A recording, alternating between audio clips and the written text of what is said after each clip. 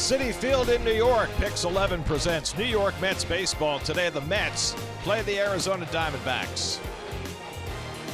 New York Mets baseball is brought to you by Hyundai. You'll find special savings on every new Hyundai now during the Hyundai Memorial Day event.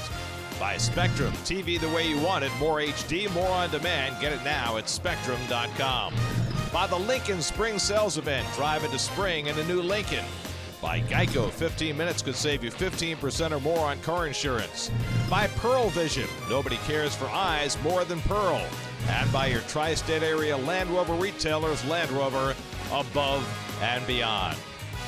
Well, the rain has left, the fog is gone, and what's left? Well, it's a sunshiny summer day. Flowers are in bloom. Perfect day to have a catch with your buddy as the Mets get set to play baseball in the daytime. And a pleasant good afternoon, everybody, and welcome to Citi Field. I'm Gary Cohen. Keith Hernandez joins me in just a moment as the Mets go for a sweep of the three-game series against the Arizona Diamondbacks. It's been a good weekend so far for the Mets, despite some murky weather.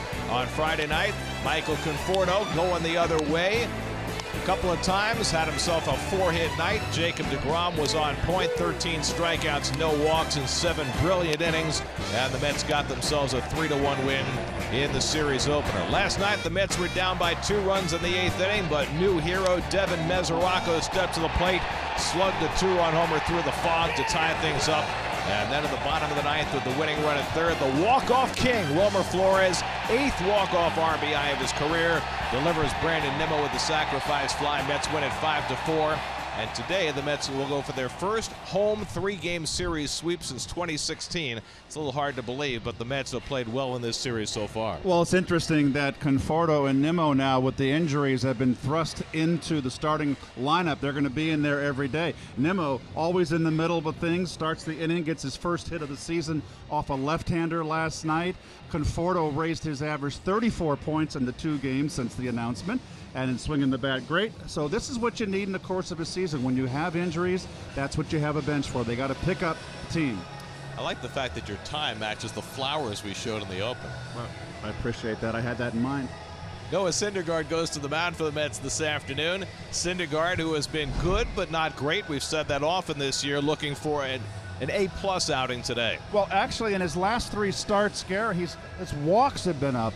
Got 7 walks in 17 innings pitched, and the hits are up. He's been a little erratic with his secondary pitches. I think he needs to lean on his fastball a little more early, find his rhythm, and then everything else will fall into place. Last time we saw Clay Buchholz, he was tearing his flexor tendon in a start last April for the Phillies against the Mets. He resurfaces today with the Diamondbacks. Well, Greinke was supposed to pitch today. They pushed him back. Buchholz is getting the start, the former Red Sox. He's thrown a no-hitter, a 2-time All-Star. Lots of injuries, trying to make his way back. Now 33 years old, he takes the hill for the first time in the big leagues this year. There are the flowers, just like Keith's tie.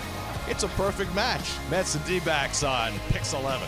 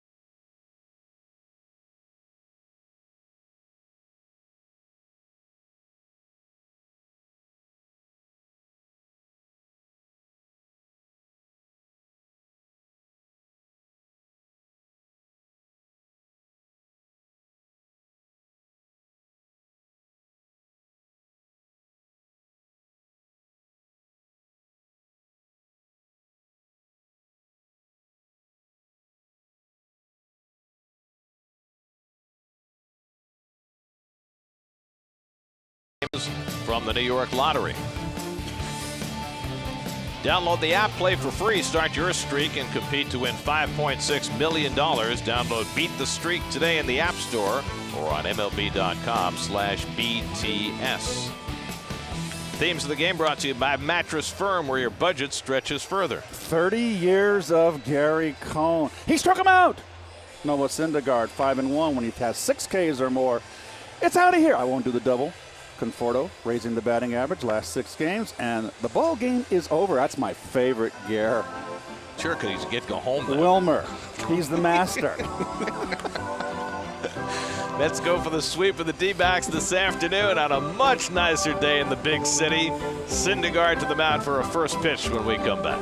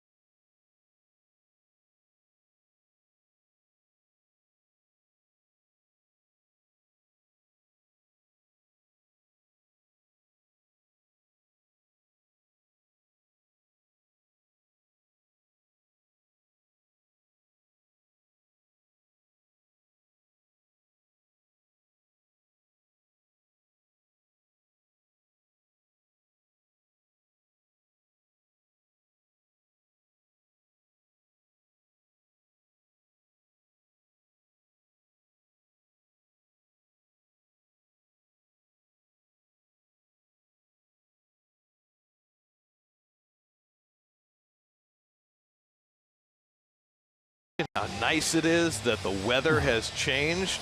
80 degrees today, little summer type humidity, some sunshine through the clouds. Get out of those winter clothes. Perfect day for walking the Brooklyn Bridge or coming out to the ballpark in Flushing. Plastic bat day. All the kids have their bats in the stands. You remember when they used to give away real bats? Not anymore. Not anymore. Kids on the field ready to greet their heroes on a Sunday afternoon. Boy, that would be a thrill. Very nice. Luis Guillorme even gets to meet his public. Hey, let me tell you, if I was playing, or when I was playing and they did that, I would absolutely love it.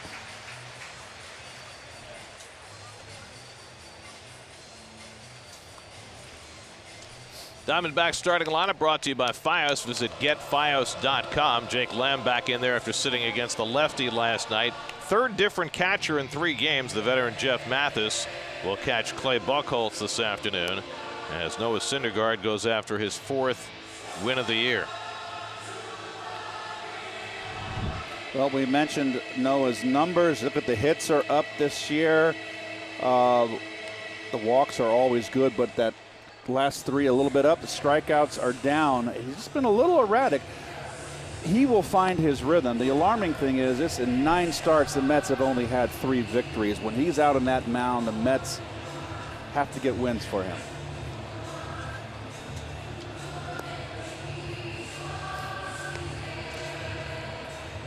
I just met Brandon Nimmo. Look at this. Oh, very excited.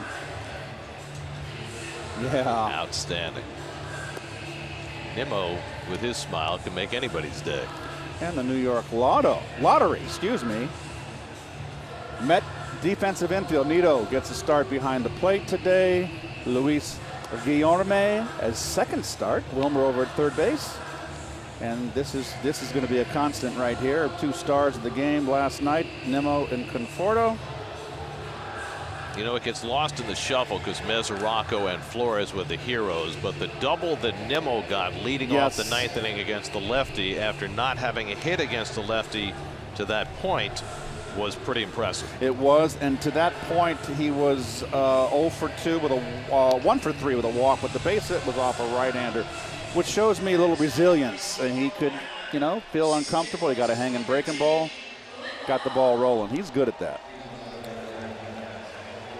Syndergaard's last outing against Toronto, he came out guns blazing. Remember, he was throwing 99 and 100 miles an hour in the first inning and struck out the side.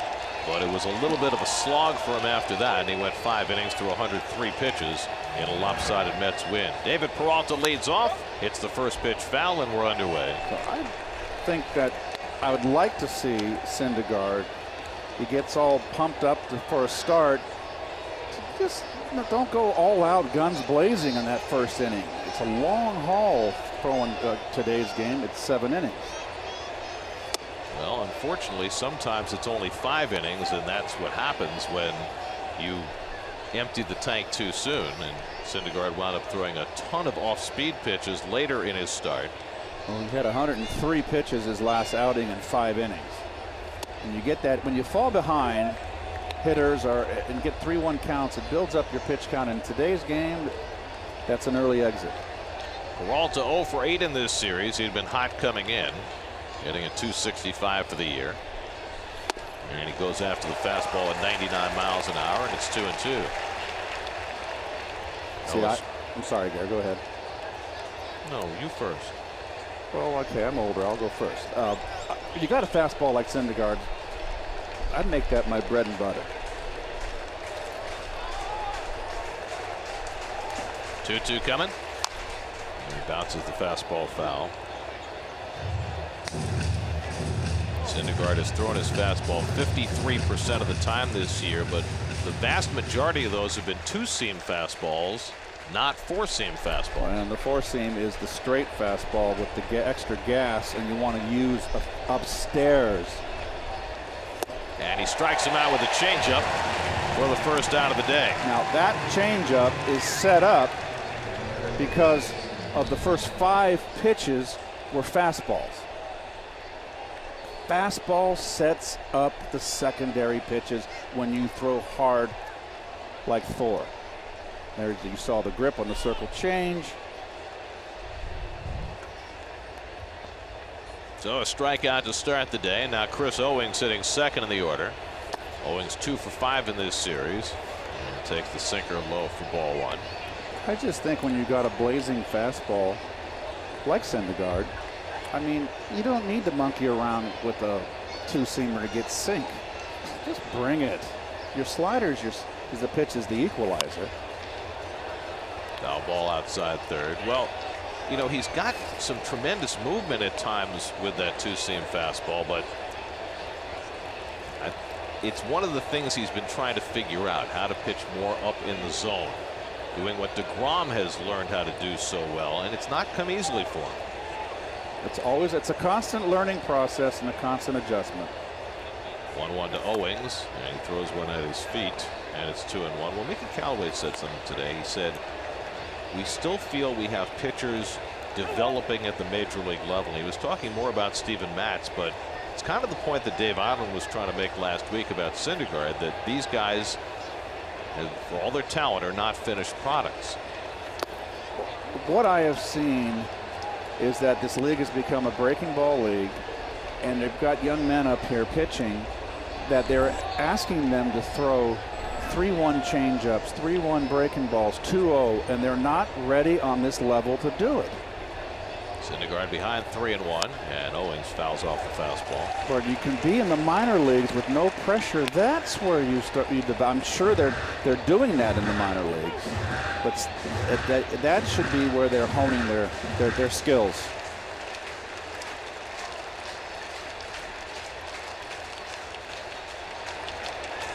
Jake Lamb on deck, 3-2 to Owings with 1 out. And it's outside ball 4, 100-mile-an-hour fastball that misses.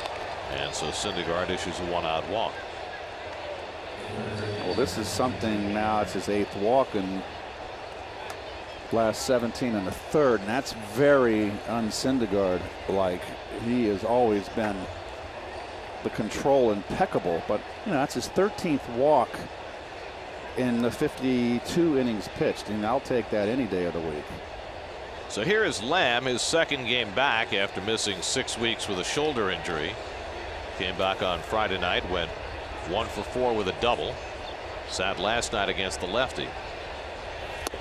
And takes a first pitch fastball for a strike. Now you remember in the opening game of this series, DeGrom ate up Lamb, struck him out twice, all on upstairs gas. Could not catch up to it. Low ball hitter.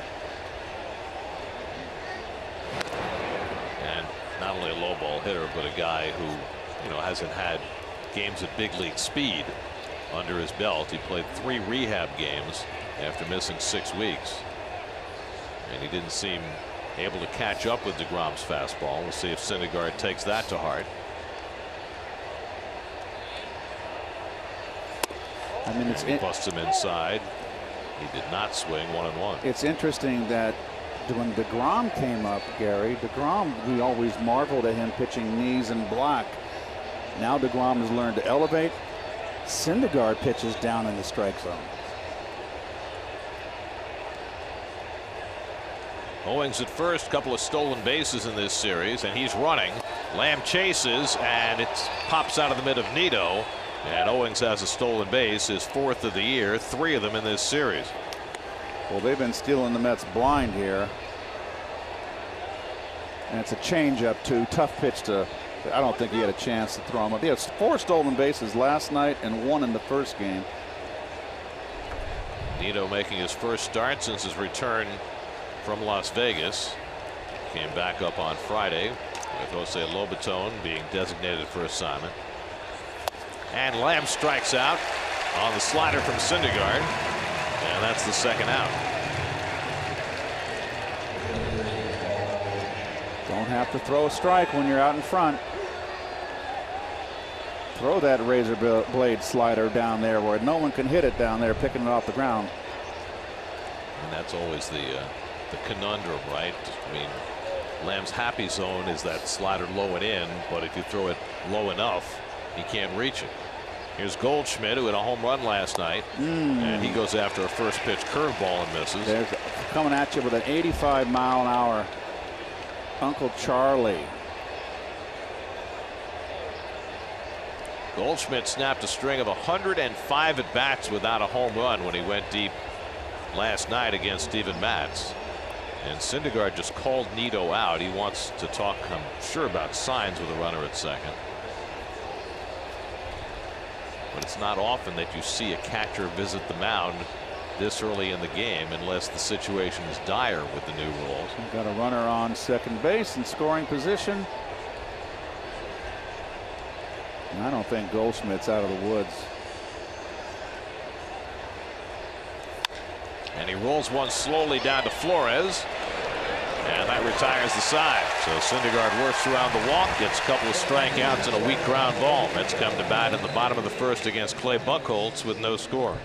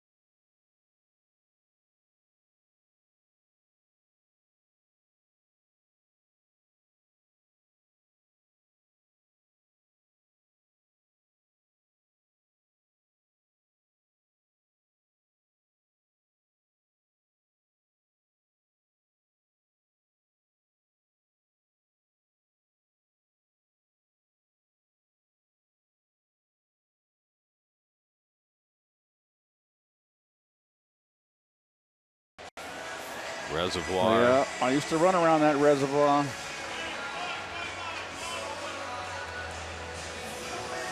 Mets lineup brought to you by TD Bank, America's most convenient bank. Jay Bruce moves up to the 2-hole for the second time this year as Drupal Cabrera getting the day off.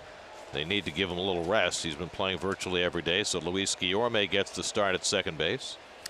Clay Buchholz, the former Red Sox, 12th major league season. Brandon Nimmo first to face him, and he takes a fastball high. Nimmo on base 3 times last night, scored the game-winning run after his double off the wall against the lefty Andrew Chafin in the 9th last night. .443 on base percentage, continues to excel, getting on particularly in the first inning. His first inning on base percentage when he leads off a game is over .520. Well, maybe he'll start trending with the brass in at the corners at third base, back on the right side. The old scrappy leadoff hitters that get on base, the table setters. Buchholz misses with a curveball, and it's 2-1. Nimmo, Bruce, and Flores for the Mets in the first against Buchholz, who's now 33 years old. Last year he was with the Phillies. He made 2 starts. The second one was against the Mets. They knocked him out in the 3rd inning. It turned out he had a torn flexor tendon in his forearm, had surgery, and missed the rest of the year.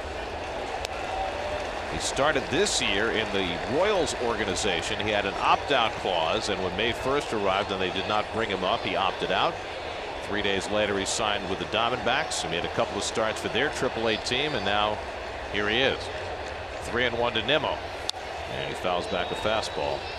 You saw his first start in August of 2007. He threw a no-hitter on his second start for the Red Sox. The 17th no-hitter in Red Sox history. 2-time All-Star, had a tremendous half a season in 2013. He was 12-1 that year with a 1.70 ERA, but he's had a lot of injuries in recent years. And it's on the inside corner. Nice 2-seamer that backed up and got Nimmo for the first out. Brandon thought it was a ball. We'll take a peek. That's too close to take. A tough pitch. It's a good pitch. Greg Gibson rings him up. Chief Pitchcast says ball. Well, pitcher got the call. Here's Jay Bruce, 2 for 7 in this series. And he pops one up into shallow right center. Who's going to get it? Dyson, the center fielder, calling. And that's the second out.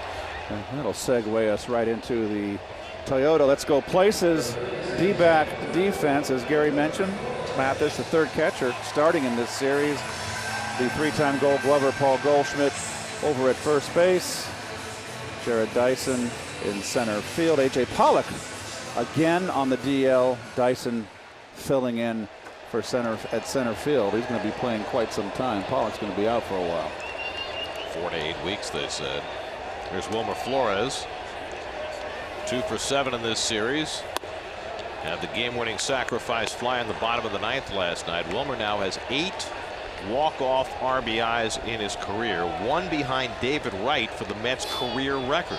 I am still befuddled at not the intentional pass to load the bases last night in that 9th inning.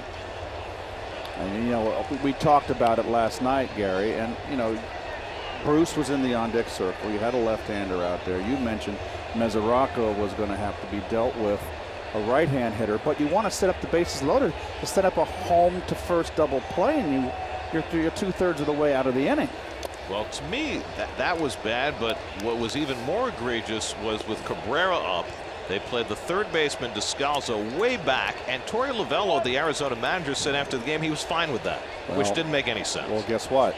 Cost him a big L, a big Larry. Cabrera bunted for a hit, and then Flores delivered the game-winning RBI. He drives this one to deep left field, and Peralta tried to deke, has to play it off the wall. Flores heads for second, and he's in sliding with a 2-out double. Yeah, maybe Wilmer's getting started. What was Peralta doing exactly? Did he think that Flores would go into a home run trot or stop running? Pretending he was going to catch the ball when he had no chance for it. Well, maybe that was in the defensive analytics. Maybe. That's not going to fool me up here or my mom. It was odd. It almost looked like he didn't pick it up. So Flores has his 8th double of the year, and the Mets have a runner in scoring position with 2 out for Michael Conforto, who's having himself a fine series. 4 hits Friday night, 2-run homer last night.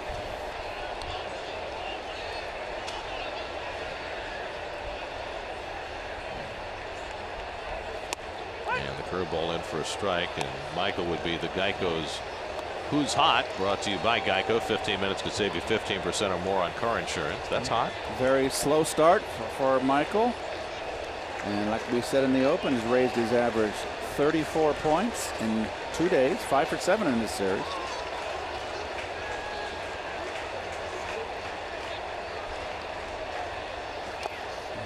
Buchholz misses with a curveball, and it's 1-1. So you can never get too worried. I know that batting average is up there, and you're hitting 190 in April, and it's glaring. And, you know, it's like Pete Rose told me, every 100 at bats. And when you can raise your average early in the season so quickly with a couple of good days.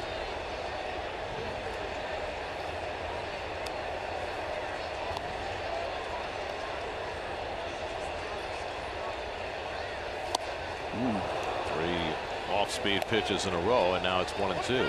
Changeup, curveball, changeup. Got him out in front. Well, that's Buchholz. He's going to throw a lot of off-speed stuff, cutters and changeups and curveballs. Well, those off-speed pitchers that throw a lot of the off-speed stuff, Gare, I'll wait for after this pitch.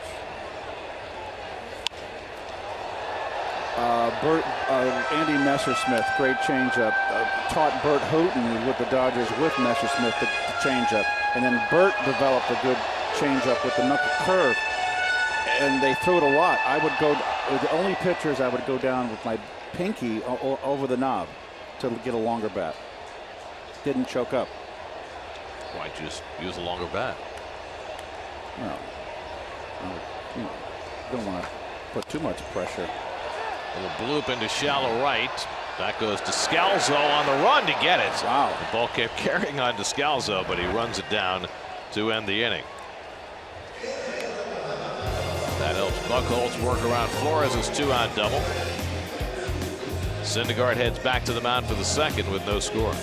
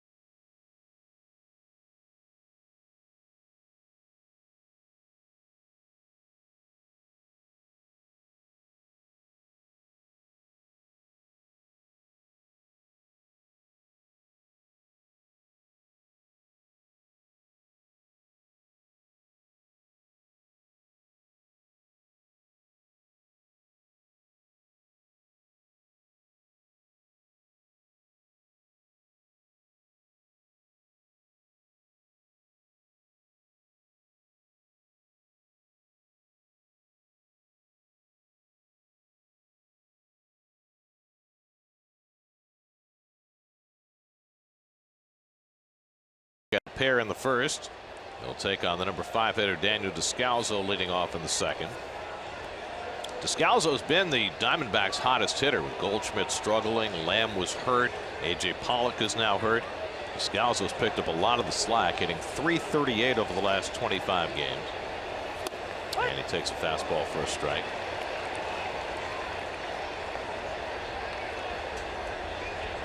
Noah Syndergaard making his 10th start of the season already. It's only the Mets' 42nd game. It's a result of off days and rainouts. It's the first time a Mets starter's made 10 starts this early in the season since Tom Glavine in 2007. And that part has worked in the Mets' favor. They've been able to run their best pitchers out there more often. Slider skips in. That's 1 and 2. Right, the career numbers for Syndergaard. Among active pitchers who've made 60 or more starts, only 2 pitchers in baseball have a lower ERA: Clayton Kershaw and Jacob deGrom. And then Syndergaard, career 2.92. 1-2 coming. It's fouled away by Descalso.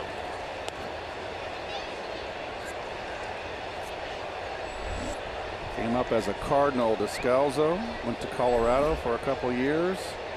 Now Arizona, from my neck of the woods. Redwood City in the Bay Area. Good changeup to get him. Third strikeout for Syndergaard. 1 out in the second.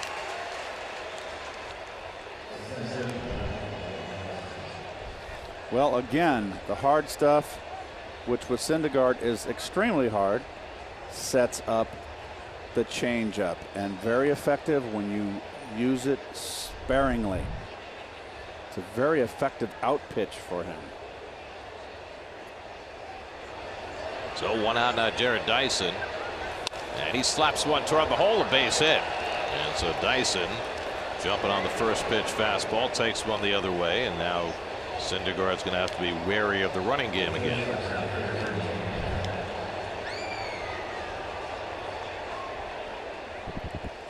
Well, another table setter, Dyson. Not a big guy, can run. Maybe these little pesky hitters are coming back in today's game. I hope so. So now Nick Ahmed hitting 7th in the order today. Ahmed's 1 for 5 in the series. Dyson last night, remember, stole 2nd and 3rd right in front of the John Ryan Murphy home run that unnerved Steven Matz. And Syndergaard will pay very close attention to him. 8 steals and 9 tries this year for Dyson. So one thing, Syndergaard, I know that they stole him blind a couple years ago. Dusty Baker with the Nationals kind of unnerved him. He's much better now at holding runners on. But when he goes home, his focus has to be on the pitch he's throwing and where.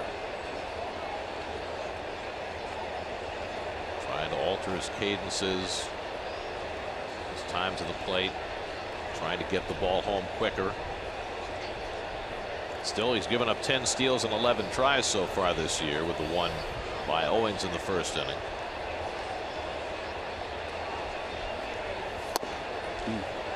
Just missed the corner to Ahmed. 1-0. Oh, that could have gone either way.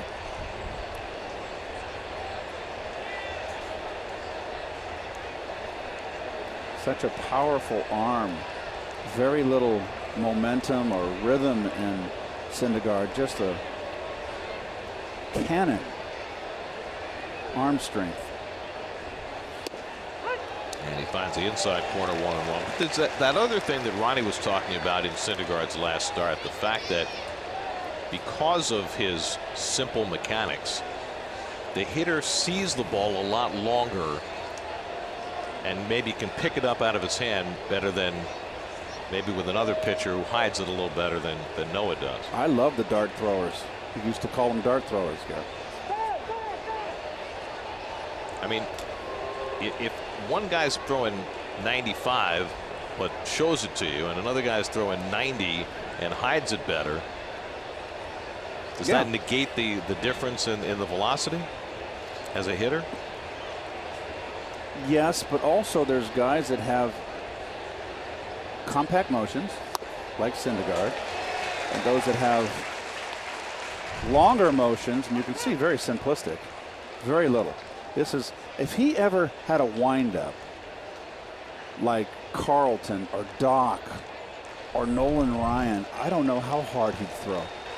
Well, he did when he first came up, but they eliminated it in favor of better command. I'll get back to your point. There are pitchers, Gary, that have the motion that give the ball away right away, and looks like some of them look like they're throwing 97. Some of them were throwing 97, look like they were throwing 93. And then herky-jerky motion, the same thing. So I can't say there's one rule. There goes Dyson, and Ahmed fouls it off. Some guys, what I call it, is a sneaky fastball. Some guys have a sneaky fastball. I think of a guy like Paul Sewald who throws 90, but nobody seems to see it very well. Well, I can't. I would love to be able to get up in the box and I'd be able to have a first an eyeball experience, and I can really talk about it. But unfortunately, I'm 64 years old. I can't do that anymore. Sorry, Keith. We all wish we were, back in our salad days.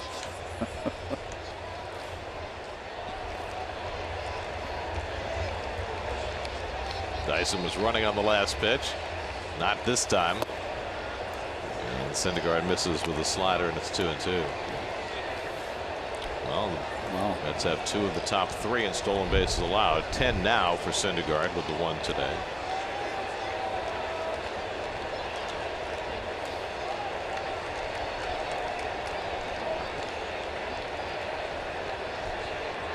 Two to Ahmed, and that's off the plate.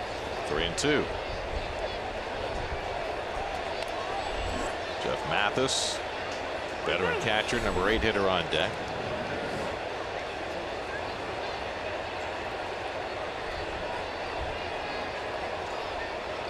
It's a figure Dyson will be running here. 3-2, 1 out.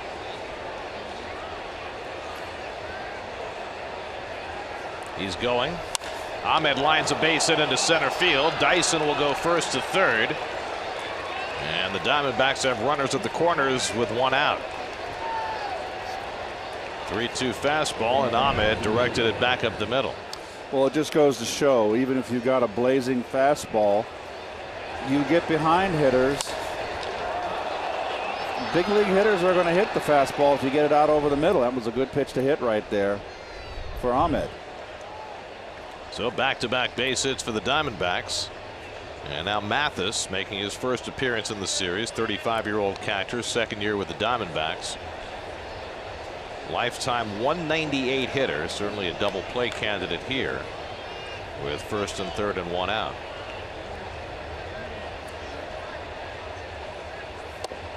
And Syndergaard again misses inside, ball 1. And there's that 2-seamer, Gary. You see that ball running in?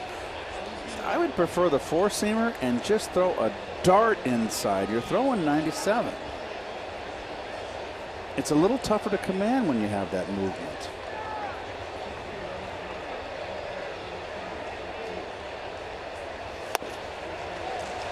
Slider gets him even, 1-1.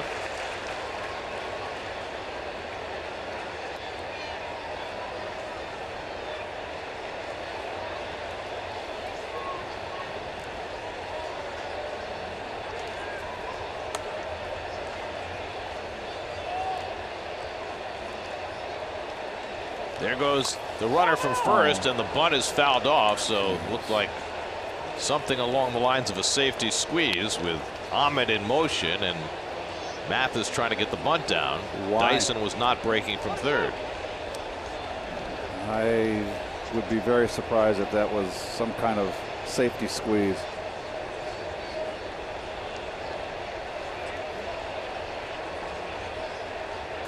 So now Mathis down in the count, 1-2.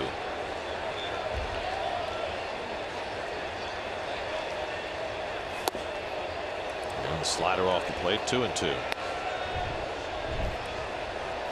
There's the fastball velocity, and you can see Severino. Boy, I saw him in the postseason. Geez, he is so talented. I continue to marvel at Charlie Morton. He used to be a sinker ball guy. Now he's one of the hardest throwing starters in baseball. Makes me scratch my head right there. I want to see Ohtani pitch. I've seen Ohtani swing, and I love his swing. He's a player. I have not seen him pitch yet. Hasn't pitched much. Once a week, if that. Well, he is certainly a force on the mound, at the plate, on the bases. Can fly. 2-2 to Mathis. And he hits a weak ground ball, tough to turn two. Flores going to have to go to first as a run comes home. Good footwork by Gonzalez to stay on the bag. And the Diamondbacks take the early lead. Ball hit too slowly to think about the double play. Dyson comes home. Ahmed goes to second. 1-0 Arizona. Well, you got a Gold Glover over there at first. Bad throw comes across the back. It's very rare that you want to come across in foul territory and make the catch because the runner can cut in front of you. But when you're an experienced first baseman like Gonzalez, you know where the runner is. It's a slow runner, and you know that you can do that, and the runner's not going to get in the way of the throw.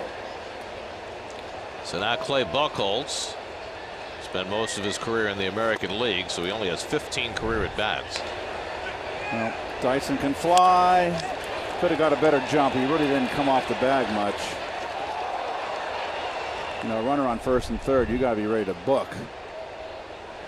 No chance for Flores to even think about throwing home. No.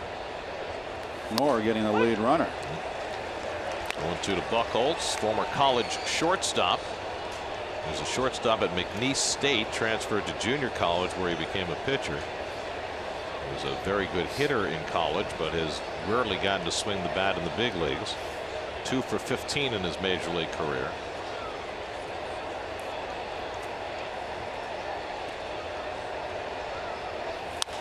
And he lifts one down the left field line, and that'll go foul, out of play. First run of the game brought to you by the Hyundai Memorial Day event. Memorial Day, that's a week from tomorrow, right? You know what we'll be doing? We're doing a day-night doubleheader, you and me. We're in a saddle together, brother. We're riding up out west, out in the desert. You can't each have our own horse? Well, I shouldn't say it. We'll be down in the deep south. I don't know if I want to share a saddle. Here's the 1-2. That's line, but right at Guillorme, and that retires the side. Diamondbacks put together a couple of hits to scratch out a run. 1-0 Arizona.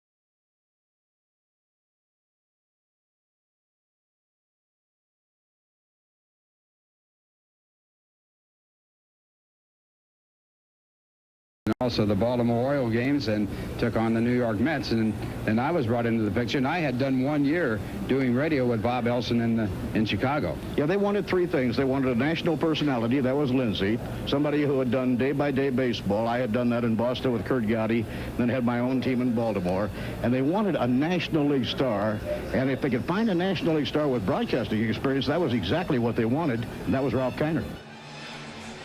That's well, sweet.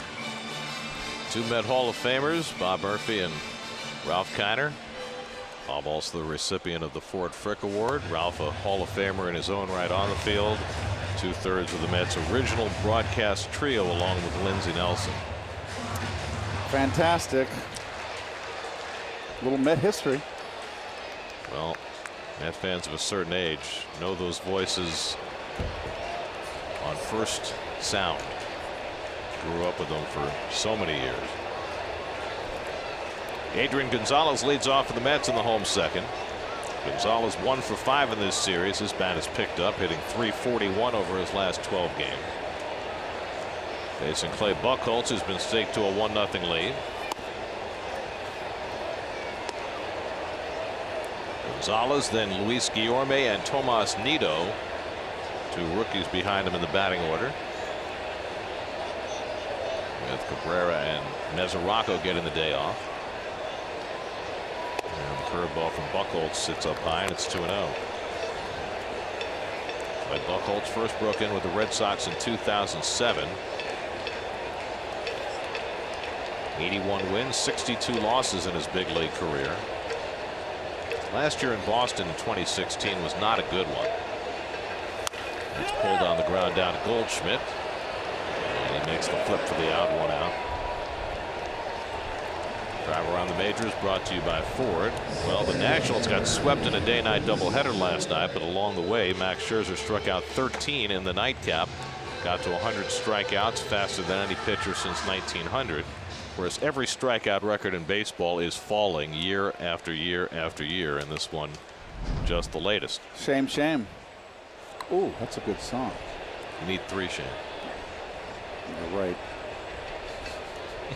Here's Luis Guillorme, and he takes a curveball for a ball outside. Guillorme making his second big league start. He's gotten off to quite the offensive rumble in his big league career. Had a double last night off the bench. 4 for 6 in his first half dozen big league at bats. Guy known more for his defense in the minor leagues. And Buchholz throwing a lot of curveballs, falls behind 2-0. Spray hitter, hits the ball all over the place. Line drive hitter, singles hitter. Nothing wrong with that. Hit 300 at Vegas before his call up. And he flies this one out to left field. Peralta back a couple of strides, looking through the sunglasses. 2 out.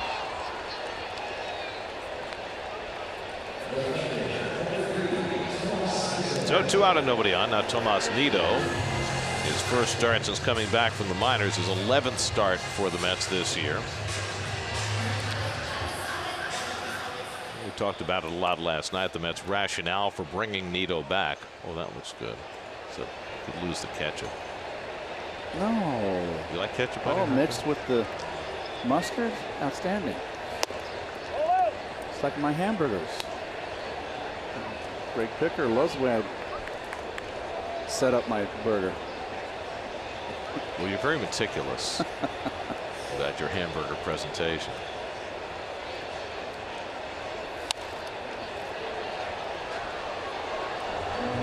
Anyway, the Mets figuring on their catching situation is that Mesoraco is going to handle the bulk of it. Pilecki should be back in about 10 days, and they want Nido to get a little first-hand training with Mesoraco about game planning, and that's more than anything why he's here, at least for the next period of time.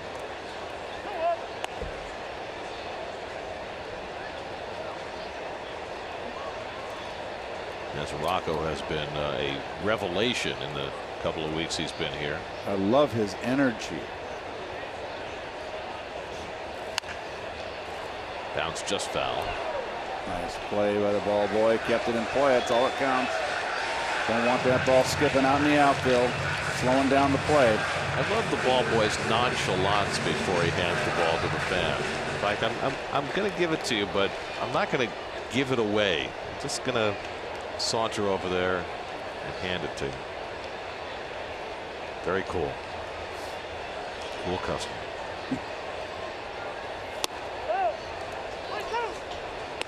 Full count to Nido with the pitcher Syndergaard on deck.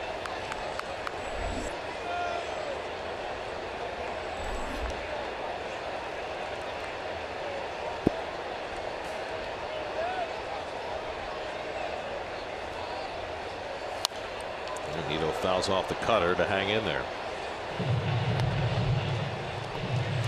Well, those are the career minor league numbers for Nito. The interesting thing about Nito is that 2 years ago he won a minor league batting title in the Florida State League, but he's always been known much more of a defensive prospect than an offensive one. And the breaking ball just got a piece of it.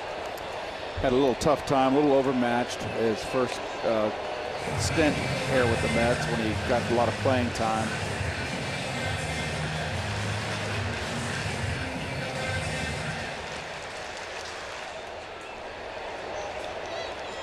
Seen 7 pitches already in this at bat from Buchholz.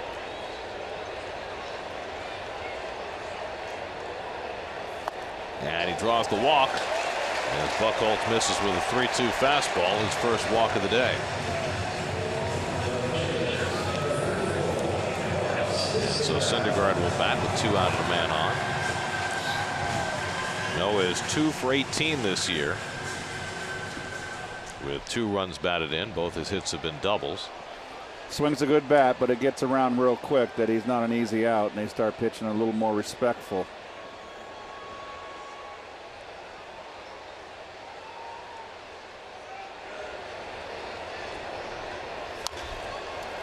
Grounds one slowly, a curls fair for Goldschmidt, and that retires the side. A walk and 1 left after 2 at Citi Field, 1-0 Arizona.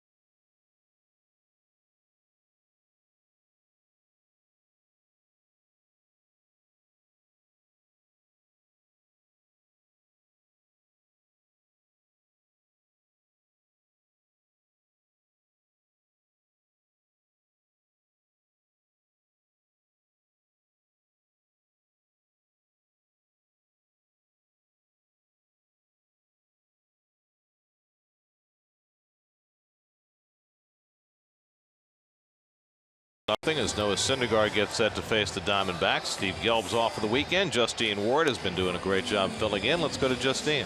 Hey, Gary. Well, we're all familiar with the extensive pregame routine that David Wright had to do when he was playing through that spinal stenosis. And now Michael Conforto working his way back this season from that shoulder injury. He has a pregame routine now, too, that he didn't used to have.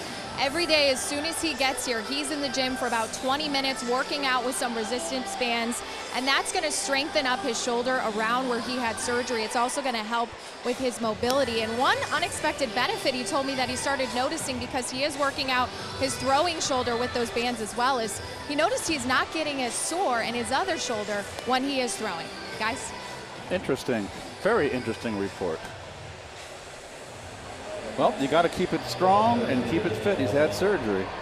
Well, and a surgery that in baseball terms is a very unusual one. Not only that he injured his shoulder swinging, and it was his back shoulder, I think that surprised everybody, but that it was a posterior capsule injury, which is very rare in baseball. We've heard anterior capsule injuries like the one Johan Santana had. So it was one that, you know, the training staff didn't have a lot of experience with, and they've had to figure out the rehab on the fly, and so far so good. David Peralta swings and misses at a curveball as we start the third. Peralta struck out his first time up. One of 3 strikeouts for Syndergaard first time through the order. And quickly 0-2.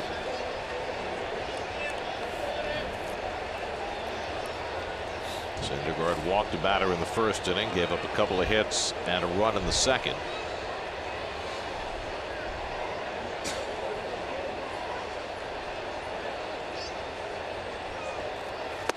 And he strikes him out. Good slider to get Peralta for his 4th strikeout. And Peralta continues to come away empty in this series. Well, kept swinging at that one in the dirt. Look at that, the same, almost a ditto right there, just above the dirt with the catch from Nito, and it's not a strike, and it's unhittable because it's out of the strike zone, too far out of the strike zone, but it's tough to lay off. There's Chris Owings, who walked and stole a base in the first, and he pulls one over the bag, just foul.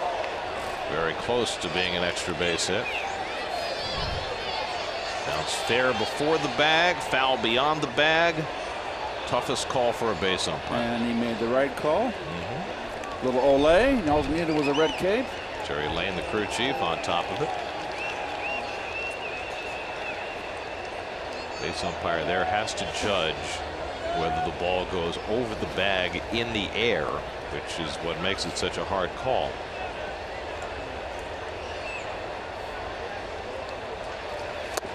Nice. Good slider by Syndergaard, and it's 0-2 to Owings.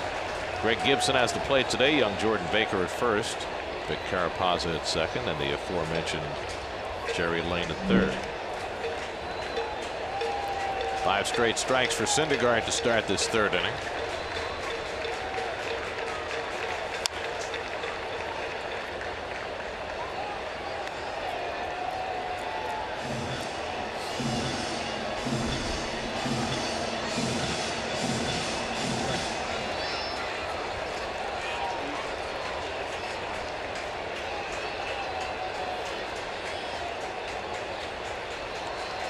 Two to Owings. This is outside with a slider, 1-2.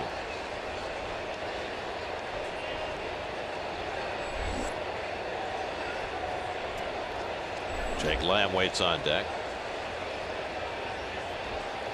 1-2 coming, and he gets jammed and pops one up. Gonzalez retreats to grab it, and there are 2 out. Jake Lamb coming up. He was a strikeout victim in the first inning. We're going to show you something interesting here. A couple of strikeout pitches from Syndergaard. First pitch, changeup. Watch the movement, the sink. That was Peralta. Here's Lamb's slider. And now look at this. We're on the cutting edge for you folks. Look at this. All together here. Now that ball is probably halfway home right now. And now as it continues, look at the different breaks. And that's probably 3/4 of the way home, maybe a little further. And you see the different breaks. Now the changeup, how does a hitter identify? A changeup is going to have kind of a slower rotation on the spin because it's an off-speed pitch, and it has an orbit like a moon around a planet, and you can read that. The slider that got Lamb will have always the trademark pitch is a little circle on the red dot on the ball from the seams because he's throwing it like this. Curveball spins like this. Depending on if it's 12 to 6, it's like this. Slider like this. And when they throw a changeup, they usually try to turn it over, so it usually spins like this. And the hitter can see that. You can read it. Some hitters. Well, the good hitters. I could. The guys with good eyesight. I mean, any hitter has good eyesight, but the guys with extraordinary eyesight can see spin. And I've heard from plenty of hitters who don't. I remember one year, I was always 20/20. But one year I read the line below. What does that make you?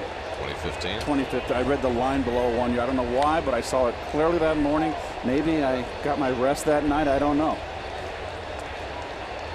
For a change.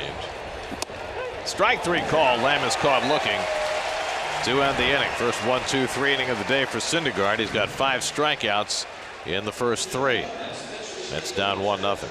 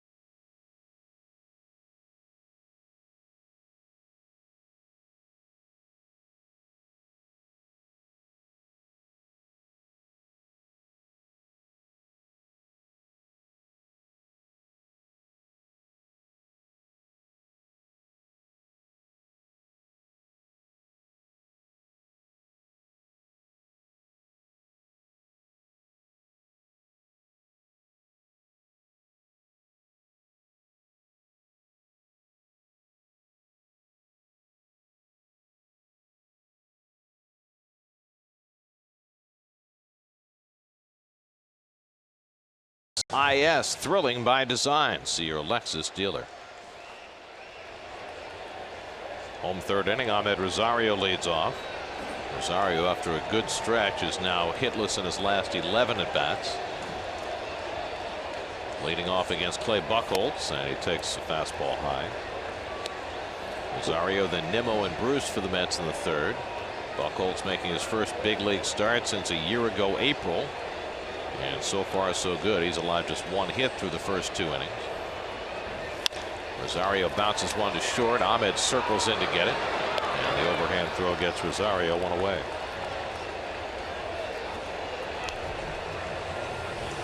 Well, you're getting a little look at Buchholz here, and you can see why he's had success in the past. His best year, of course, was 2010, where he went 17-7, finished 6th in the Cy Young. But he's got a good repertoire of pitches. Struck out Nimmo looking on a pitch that might have been off the plate his first time up. Gets the curveball in for a strike. Even with that strikeout, Nimmo's on base percentage for the season stands at .438. And just to give you a little perspective on that, as he drives one out to left center and overcomes Peralta to get it, 2 out. The best on base percentage in a single season in Mets history was .447. It was John Olerud in 1998. And he hit, what did he hit that year? He hit high 360 something. 354. 354. Yep. That's the club record. John was quite a player. Yeah. Quite a fielder. Big shift on for Bruce, who's been a little out in front. In fact, if you take the top 10 single seasons in Mets history for on base percentage, 6 of the top 10 are first basemen. Am I in that group? Gosh, I sure hope so. But John blows the field away with that year. Well, I think he had the top 2. So he had 2. I think you're in it 3 times, and then Magadan once. Is that it? Good call. No, you're in it twice. Olerud's in it 3 times. Sorry, Keith. That's all right. I got the silver.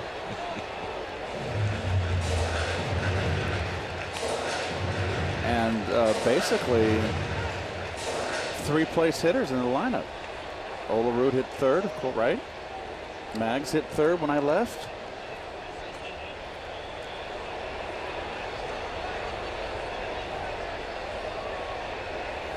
Bruce drills one foul.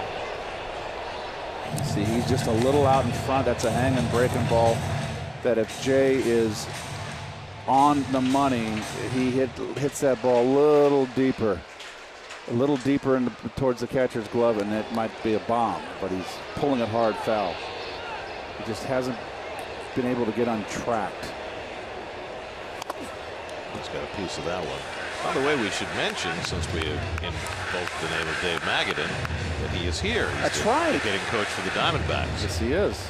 He's been a well-traveled hitting coach, but much respected everywhere that he has gone. It's interesting that he's a hitting coach in today's game with such emphasis on power. You're right. Line to the second baseman in the shift. Descalzo's got it.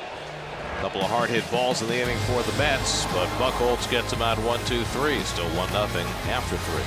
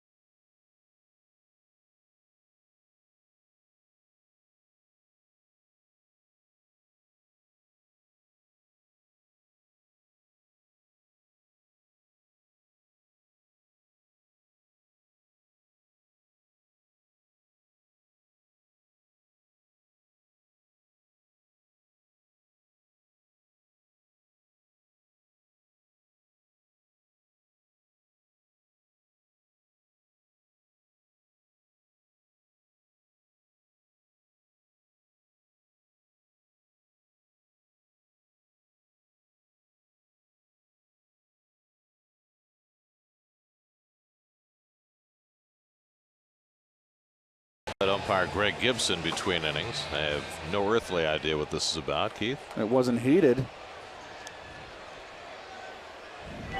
Well, whatever it was, Paul Goldschmidt will lead off in the 4th inning, and we check in with Justine. Hey, Gary, well, you mentioned Dave Magadan. I had a good chat with him today about Paul Goldschmidt, and he's not overly concerned with the slump that Paul is going through right now. He did mention it's a little bit more prolonged than he usually sees from him, and they're not really changing a whole lot to try and get him out of it. They're doing the same drills that they usually do. It's all about him getting to feel good at the plate again. Didn't want to tinker with his mechanics too much. They don't want him overthinking. And Keith, I'm wondering if that's kind of a similar approach you took when you were going through a slump.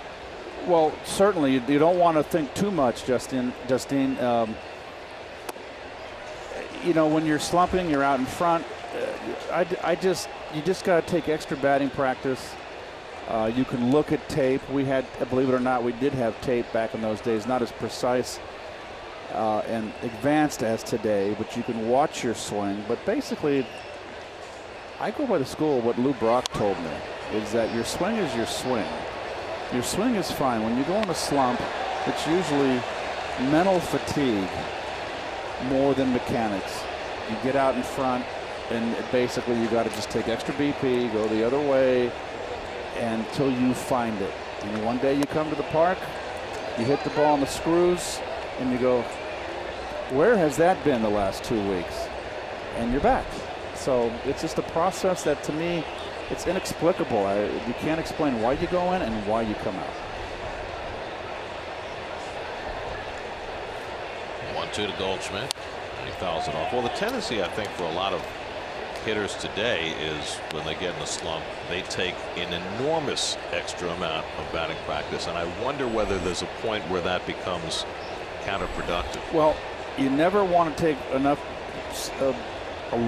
BP where you get tired, arm weary. And this is actually a pretty good at bat right here. This is the best at bat I've seen Goldschmidt have in this series. Off a pretty tough left right-hander. He's taken some good cuts, and that's got to be a positive for him because he looked awful the first game. 2-2 coming. So he's that's off the plate. He's taken a couple of tough pitches off the plate. Then that's a pitch he was swinging at. Flailing is the word. When you chase a bad pitch, you're flailing. Well, when teams have needed to get him out, they've been busting him up and in. See if that's what Syndergaard does here on 3-2. Nito sets up inside. That's driven out to left center field. Back in the gap goes Conforto, and he runs it down. Nice play by Conforto. He got a good jump on that ball for the first out. Well, let's get Goldschmidt out of town, okay? We got 2 more at bats in this game. Audio. See you later. That was a good at bat right there. It'll be an at bat in the paper tomorrow, an F8 on your scorecard, but that's one to build on right there, and he knows it.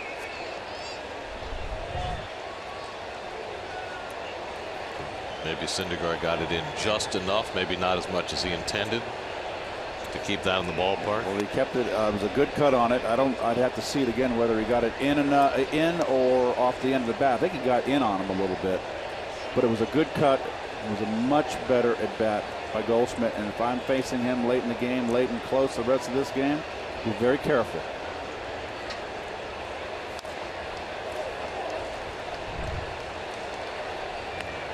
There's the location. Fastball, and it got in on him enough.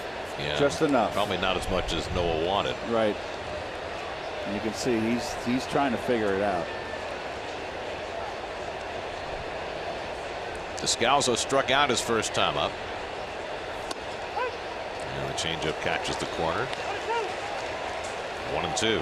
That was the one thing that Tom Seaver told me when we worked some games together, that he would come out when the other team was taking batting practice and watch the lineup take BP every start his career, and he'd see by their body language what player was red hot and was nice and free and easy, where he was hitting the ball in BP, and the other guy who he can sense was working on things because he didn't feel comfortable.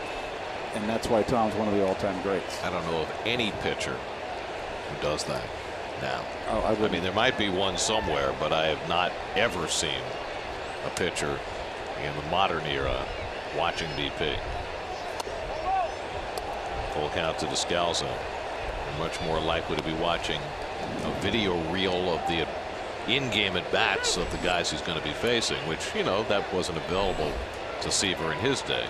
Now these guys can see at bat after at bat after at bat against, you know, right-hand pitchers in Syndergaard's case. Descalzo lifts one to shallow center. Conforto tracking it through the sunglasses, and there are 2 out. 7 in a row retired by Syndergaard. And he'll face Gerard Dyson, who has scored the only run of this game, singled, and scored on a ground out in the second.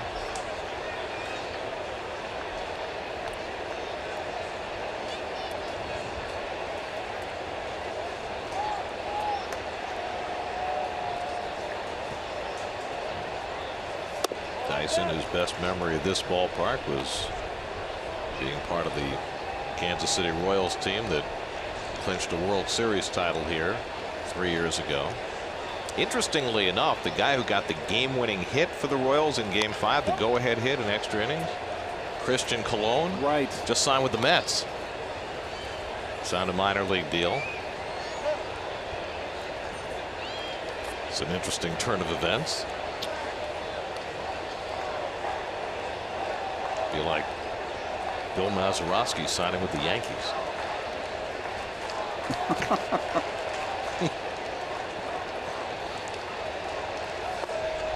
Taken low by Dyson, 2-1. What do we got here? 69 pitches. This will be the 70th pitch. More than he'd like, but that's start after start. And then you can't go deep in games. Dyson drops down a bunt. It's a beauty. Nito has no play. Well, he's one of the fastest guys in the game, and he knows how to use it. Good bunter, and he laid down a perfect bunt there for a 2-out hit. Well, Buddy Harrelson, one of the best bunters I've ever seen as a growing up. Maury Wills was a tremendous bunter. Juan Pierre, very good, more contemporary. That's kind of who Dyson looked like on that bunt, just in terms of his ability to disguise it and use that line. Brett Butler. Yeah. Here's Nick Ahmed, who singled to center his first time. And certainly with 2 out, every chance that Dyson will be trying to swipe one here.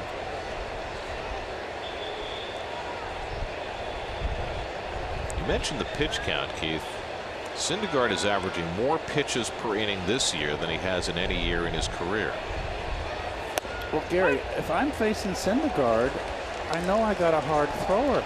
I'm not going to go up there all relaxed and loosey-goosey like I got a guy throwing 85 miles an hour up there, or 89, and swinging from my shoelaces. I'm going to go up there set and a little more crouched, ready focused on making not being making contact, but not, taking an aggressive swing.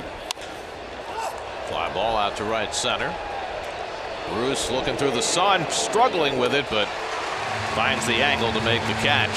It was not easy for Bruce, battling against the sun in right field. A bunt hit and 1 left. Middle of the 4th at Citi Field on a beautiful day. 1-0 Arizona.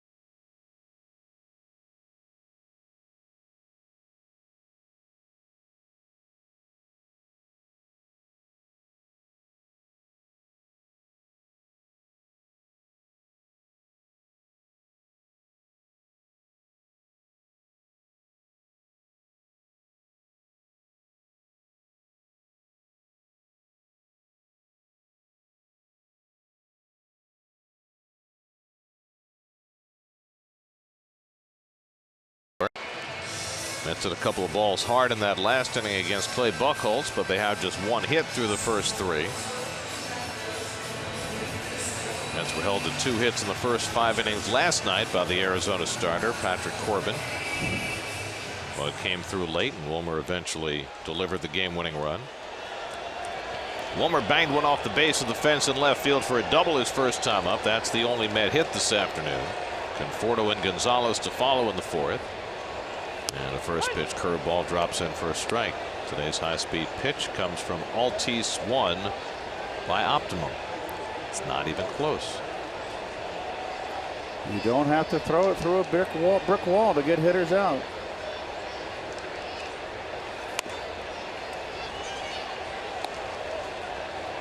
Unless you're trying to impress the radar gun and the adherence to the radar gun.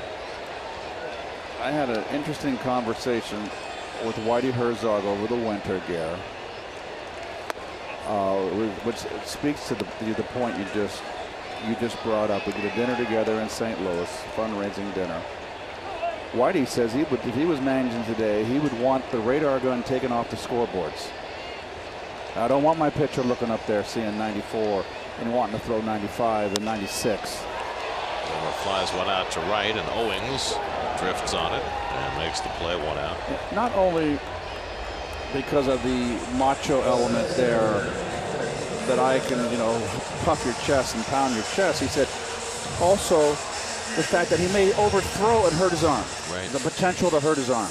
I think all of that, and plus, sometimes when guys reach back to try to impress the radar gun, they lose movement on their pitches. What's going on here?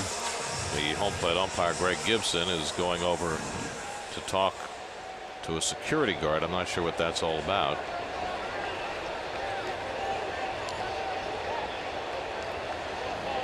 I have no idea. Something in center field. I don't know if somebody threw something from the stands or something. Distraction. I have no idea. Doing something distracting. Resolved for the moment. Michael Conforto popped up his first time up. And he pops one up again. Mathis hoping for a play, but it's beyond his reach. All those foul territories in today's game that are not as expansive as in my day. Keeps you in the at-bat.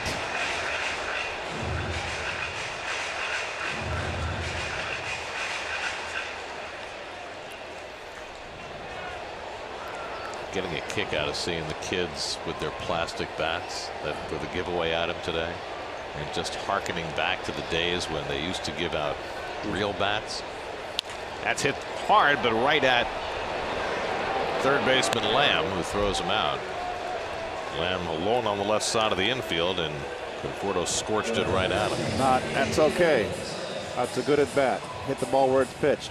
Remember the old pitchers? They used to have the people all hold the bats up in the air. Bats up. There'd be a whole stadium full of bats up in the air. And nobody ever gave a thought to that being a problem. A much more civil and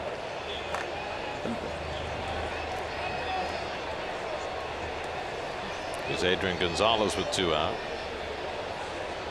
Mr. Buchholz throwing a nice little ball game thus far. Long way to go, though. Made 5 starts in the minor leagues this year before getting the opportunity today. He's basically taking Robbie Ray's spot in the rotation. Ray has been out for about a month now. Gonzalez lifts one to left field. Peralta settling under it, and that retires the side. So Buchholz retired 7 in a row. He's got 4 shutout innings under his belt. 1-0 Arizona heading to the 5th.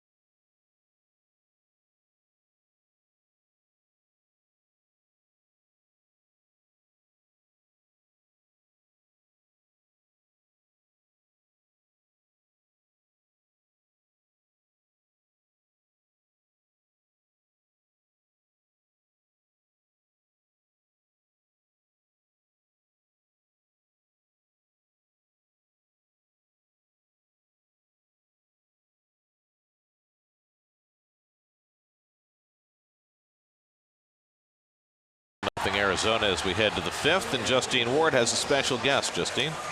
Hey, Gary. Well, I am catching up with new New York Giants head coach Pat Shurmur. And Pat, I want to ask you first how you're adjusting to New York and this new role. Well, we love it. It's been fun couple of months getting oriented and living here in North Jersey, and it's been fun working with the team, and it'll be exciting tomorrow to get the full team on the field competing against one another. So this was a great day for us to have a couple hours, sit here in the sun and watch baseball. You got a nice day, that's for sure. As you mentioned, OTAs start tomorrow. What would you like to accomplish there? Well, I think what's important is our guys just continue to play hard. We get to compete against one another. We can get to fine-tune our systems. You know, and as a new head coach, I think to be able to get to watch our players work, see what they can do, so that by the time we get to the fall, we use them in the best way. And Odell Beckham Jr. is expected to be there. He's got a lot of talent. He's got a lot of star power. He also brings a lot of attention. So as the new head coach, how do you plan to handle that? Well, from day one, I started to develop a relationship with him. So, you know, we talk frequently. He's been in and out this offseason in terms of the offseason program, and we continue to communicate. You know, we all know what a great player he is. We're looking forward to getting him healthy and getting him back on the field, and I'm really excited to work with him. Another big name on your offense, Saquon Barkley. What are you seeing from him so far? Well, he hasn't disappointed to this point. You know, we had a rookie minicamp, and then we had 1 week of training, and so he'll finally get out there and work with the rest of our players on Monday, and he keeps going the way we think he is. He's going to have an outstanding career. Well, Pat, I appreciate it. Best of luck. We'll be watching. Take care. Thank you so much. Gary? Thanks, Justine. Thanks to Coach Shurmur. Good luck to him in his new pursuit. I know all Big Blue fans will be wishing him well. Meanwhile, an almost unbelievable error by Flores sets the table for the Diamondbacks. Peralta gets the base hit to right. Bruce throwing home the one-hop throw, and out at the plate is Mathis. Now that's a very aggressive send by Tony Perez-Chica, the third base coach. The slow-footed Mathis trying to score from second on a base hit to right, and Bruce made sure that he wouldn't. Well, nice throw by Bruce. I want to see Mathis. I was watching him. Perfect throw. One hop. I don't think Mathis thought he was going to be sent. And when you assume, we'll see if we can get a shot of him. He's clearly out. Got a bad break. He's looking at the ball too long. I don't think he's used to getting sent on plays like that. I mean, he's a 35-year-old catcher, and he runs like a 35-year-old catcher. No business looking over your shoulder once the ball. Got to run. Jay Bruce's second outfield assist of the year, so that helps Syndergaard out. 2 out, Peralta at first, and here's Chris Owings. And he hits a 3-footer. Nito out to grab it, and that retires the side. So Syndergaard, with help from Bruce, able to work around the Flores error to put up a 0 in the top of the 5th. Nito with the tag. And we are now halfway through at Citi Field with the Diamondbacks up 1-0.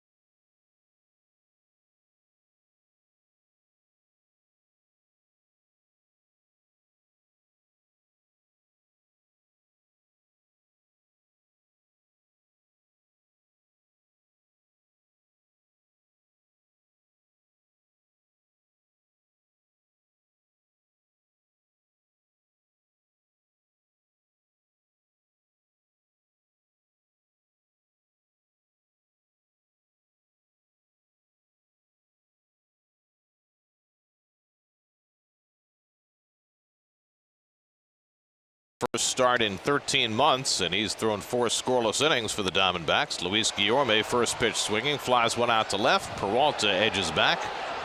1 pitch and 1 out for Buchholz in the 5th. Let's go back to that play at the plate. Third base coach on the left of your screen, Perez Chica. What a name. Send him all the way. Perfect throw by Jay. I mean, give Mathis credit. He did everything he could, slid straight into the plate and almost beat the tag by Nito. It was pretty close, but still, I don't think that's a good send if you're Tony Perez Chica. He did not have the good, I know he's not fast, but he had a slow break off the bat when he made contact. And he looked over his shoulder to see if the ball was going through. You don't do that. You get the break off the bat, you pick up your third base coach. Anyway, I'm being very picky today. It's a day game. That's what you're here for. It's a day game. If you weren't here, who would be picking? Can't let stuff slide, Keith. It's a day game, Jake. Like Chinatown.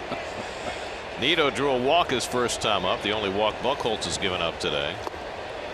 And he takes the breaking ball off the plate, and it's 2-1. Syndergaard on deck.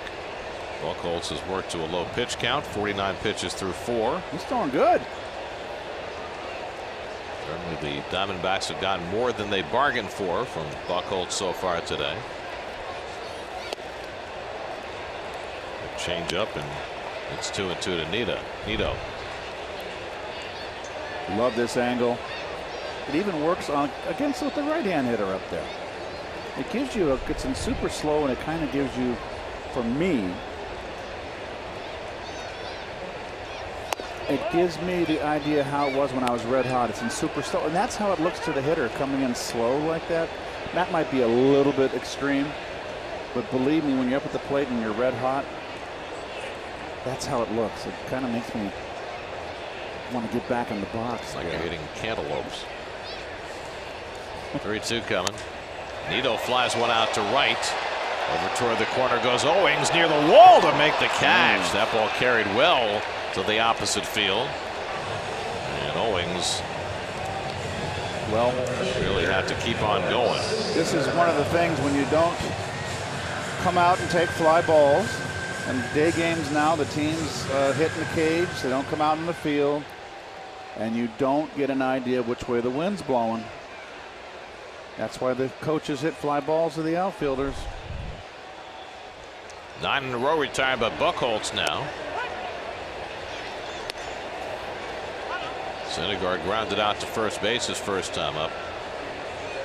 Syndergaard just had a 4-pitch inning. He faced 4 batters, each one of whom put the first pitch in play. How often does that happen? The pitcher's dream. It only happens in an inning where we're doing an interview. That's right. And it's uncanny. It really is. And I really have this half inning loaded up with some really good things to say too. Sorry, Keith. Well, this half inning is over now. You'll have to go on to the next half inning. Second strikeout of the day for Buchholz. 1-0 Diamondbacks after 5.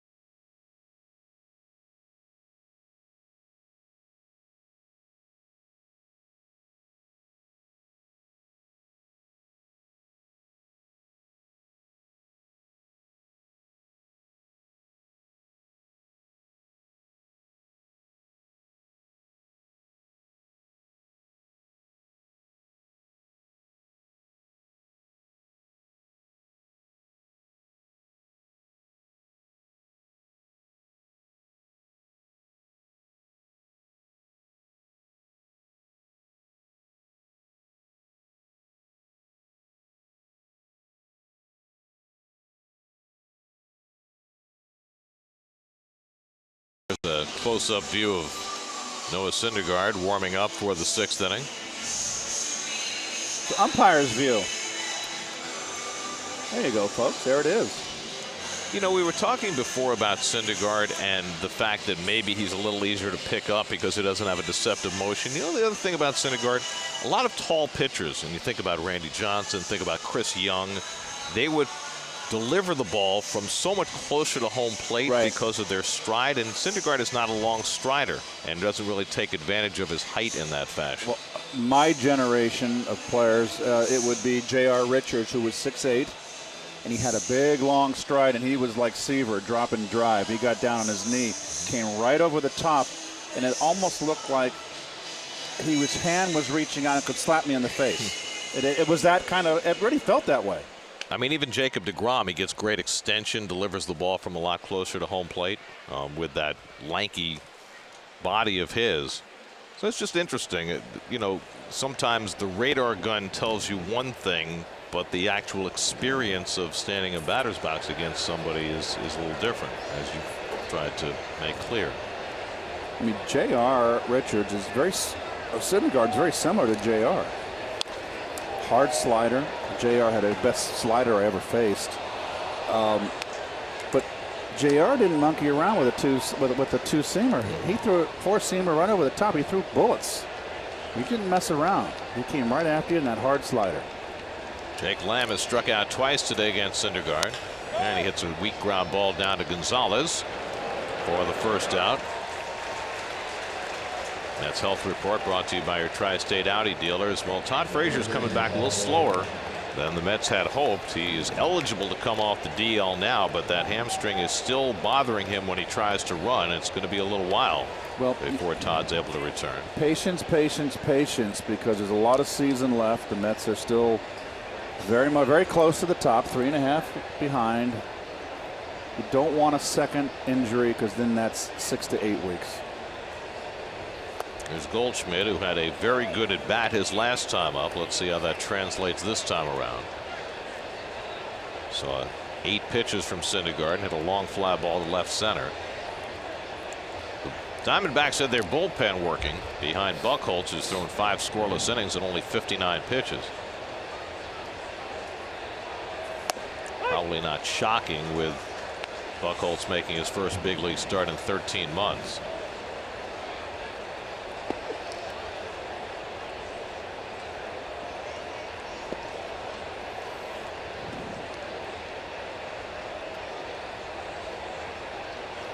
One to Goldschmidt, and a good breaking ball. 1-2. Chased one, just missed. Tough to lay off.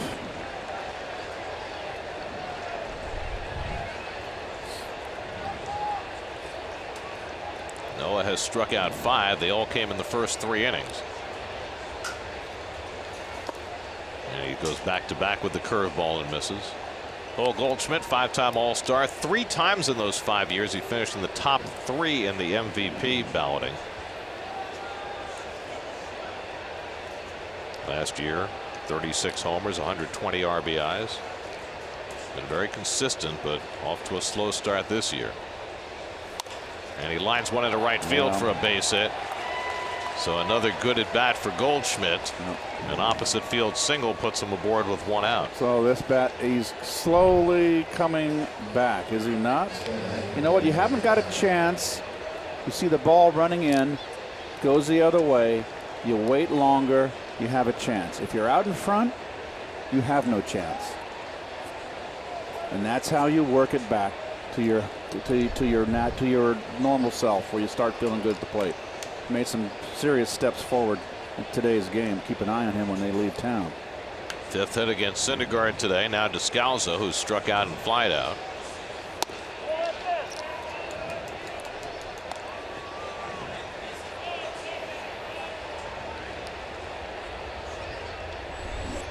There's TJ McFarland up in the bullpen behind Buchholz.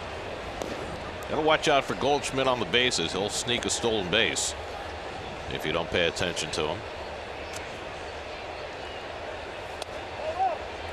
Change up outside. 2-0 to Descalso.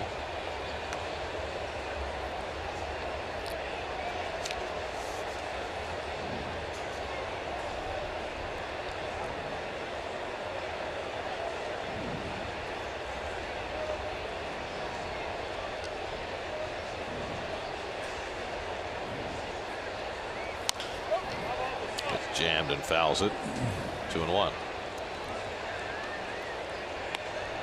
I mean, for a big guy, that's a lot of steals. Yes, right? it is. And you can sneak them. And use them judiciously. I mean, the last 5 years, he's averaged 19 stolen bases a year. It's a lot in today's game. You got to pay attention to him. 2 for 2 this year. And, you know, especially a guy like Syndergaard, whom they run on routinely. You know, has tightened up his control of the running game, but still vulnerable.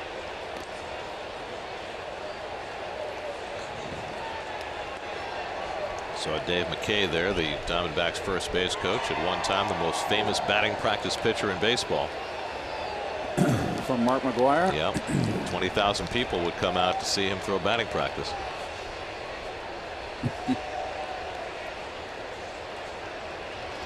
And he picks him off. Rosario finally gets the tag on Goldschmidt after much effort for the second out. Could have called him out of the baseline too. Could he not? Could he not? Closer look. Let's see. Good pickoff right there. Let's see if he gets out of the baseline. Missed him. Well, then he's safe. I thought he was out of the baseline. I think they said that Goldschmidt came off the bag and then Rosario made the tag. So he missed him the first time, then he was on, then came off, and then Rosario tagged him. I think that's what the second base umpire Vic Carapazza is saying. You think he was out of the baseline? They could have called him for that. Yep. And we're going to get a challenge. I think he's safe. If they didn't call him out from out of the baseline, he's safe. And there's Mickey Callaway coming out saying he's out of the baseline. Well, that's what Mickey wants to know. He wants to know what the ruling was on the field. Was the ruling that he was tagged out or that he ran out of the baseline? Yeah, see, he's saying he's out of the baseline. He's out. That is not what Carapazza indicated. He never indicated that Goldschmidt was out of the baseline. He's on the bag right now. And then did he come off while the tag was still on him? See, that finger lifted, and Rosario might have still had the tag on him. I'm not sure. I think he's out of the baseline. Play under review brought to you by Land Rover Above and Beyond. Well, if he is safe, it's one of the great evasive maneuvers of the year. And obviously a huge play in this game. 1-0 in the 6th. I don't know, Keith. I'm not sure if he went out of the baseline. I'm inclined to possibly agree, Gare. I think he's safe. Yeah, he might be. Tag's not on him at that point. The tag is on him now, but his finger's on the bag. Did it stay on when the finger came off? Yeah, I think. I don't know. And it could be inconclusive unless they've got a camera angle we don't. Well, they called him out on the field, so we're home. If it's inconclusive, it has to stay as an out call. The Carapazza, who made the call, on the headset to the left, and the crew chief Jerry Lane to the right. Gary Cedarstrom and Phil Cuzzy have their crews in the replay center in Chelsea making the determination. And we wait. Now, if the call's overturned, Syndergaard standing around here for how long? Yeah, he should be throwing some warm-up pitches.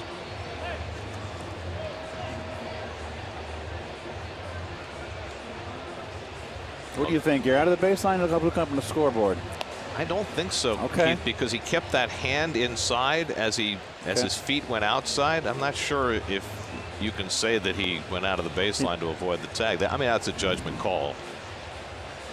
You establish your own baseline. If you go more than 3 feet wide of it, then you're out of the baseline. So let's see. And they're going to uphold the call, or at least they didn't have enough evidence to overturn it. So that is big for the Mets. So the Diamondbacks have spent their challenge, and the Mets survive it.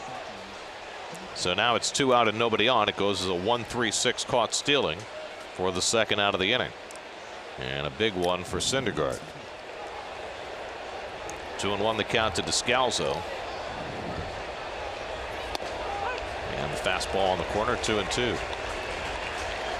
This also could keep Syndergaard in the game a little longer if he can get a quick exit to this inning. Threw just 4 pitches in the 5th inning. He's thrown just 11 so far here in the 6th. 2-2 coming. Struck him out. Syndergaard with his 6th strikeout of the day takes advantage of the caught stealing as he picks Goldschmidt off first base and then strikes out to Scalzo. Still 1-0 Arizona in the 6th.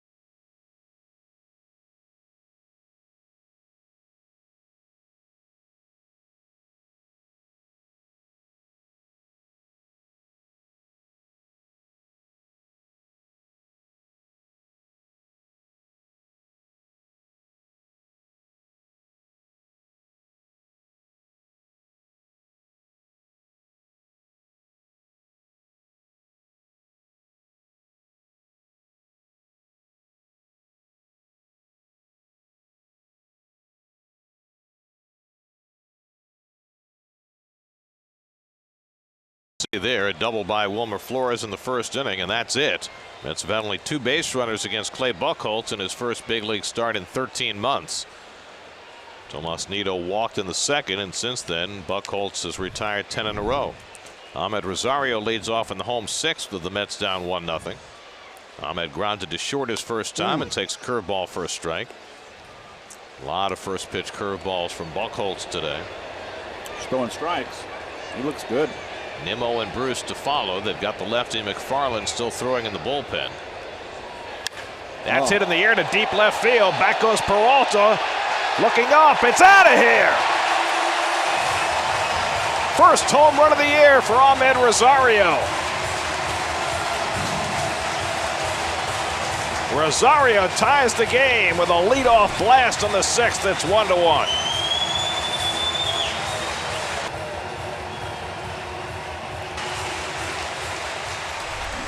His 131st at bat of the season, and Rosario breaks his drought. Curveball hanging inside, and he lifted it. I like the fact that he just put his bat right down on the ground and got around those bases. And that might be all for Buchholz. Really? They had the lefty going in the bullpen. The Mets have left-hand hitters coming up. Right in the wheelhouse. Rosario ties it, and that'll be the last pitch Buchholz throws today. Wow.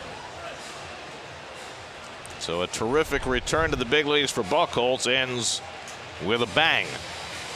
Mets tie the game. Call to the bullpen brought to you by Memorial Sloan Kettering Cancer Center. TJ McFarland coming in. We'll be right back.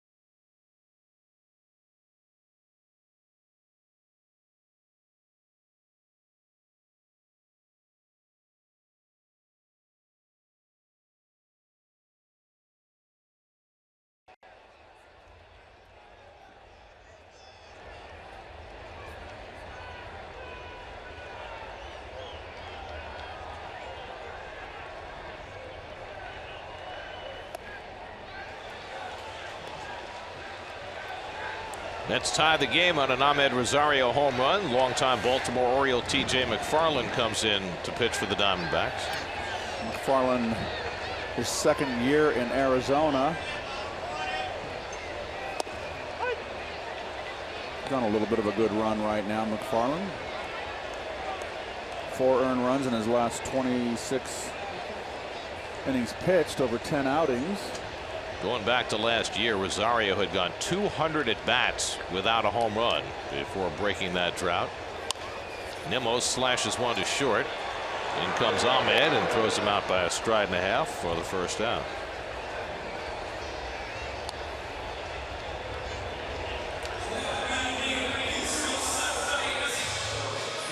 So now 1 out and Jay Bruce coming up.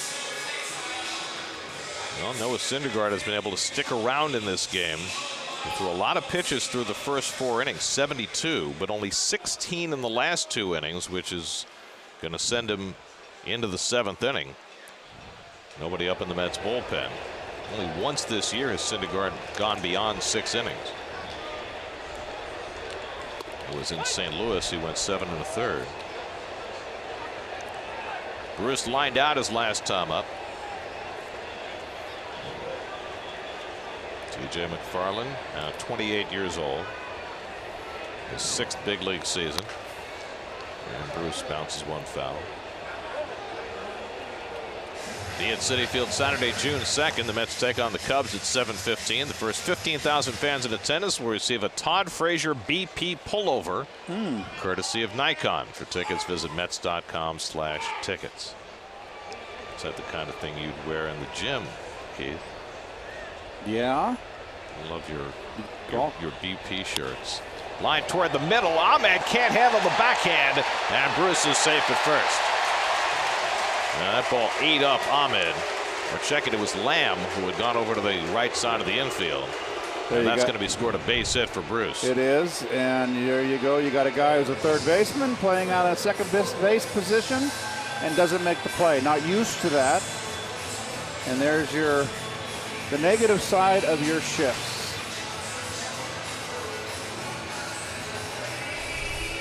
So it's an infield single for Bruce.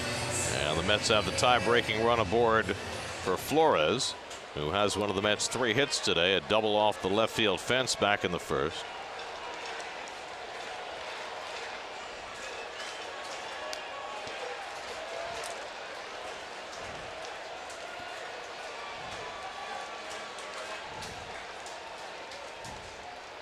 Well, McFarland, who's been the long man for Arizona, brought in to face lefties. Mets have 5 lefties in their top 6 hitters in the batting order today. The one right-hand hitter in that stretch is Flores, and so Wilmer gets a crack against the lefty here. And he bounces one slowly down to third. Lamb goes to second, gets the force there, and no relay. That's the second out. Flores aboard with 2 away. Out-of-town scores brought to you by purplebricks.com. Cubs and Reds split a doubleheader yesterday. Cubs are up in the 6th. Dodgers trying to sweep that series from the Nationals after winning 2 games yesterday. Kike Hernandez with a home run. Marlins, who are coming to town tomorrow. Lewis Brinson has really been struggling. A grand slam in Atlanta. And the Red Sox, after another show put on by Mookie Betts yesterday, up 5-0 on the Orioles in the 5th. Here's Conforto, who's 0 for 2, popped up and grounded out. And a bouncer right back to McFarland. And that retires the side. So McFarland comes in and puts down the rest of the inning after Ahmed Rosario ties the game with a home run. 1-1 after 6.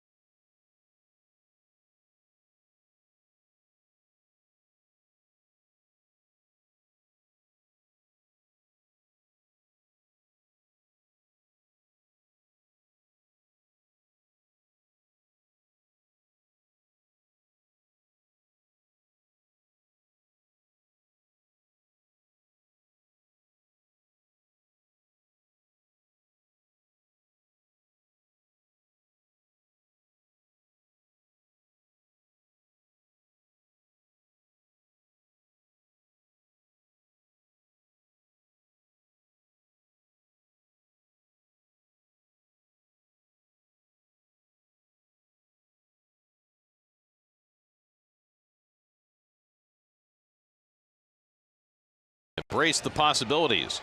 Gambling problem? Call 1-800-GAMBLER.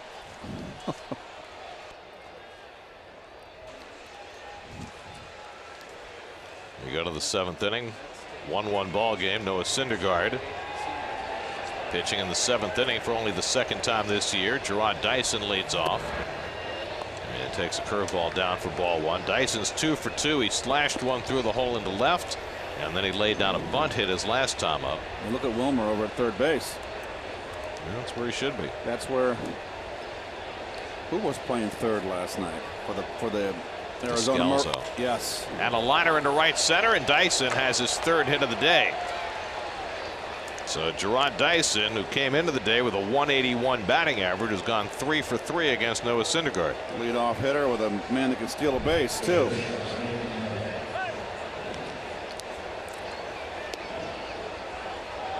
Love that angle. That is sweet.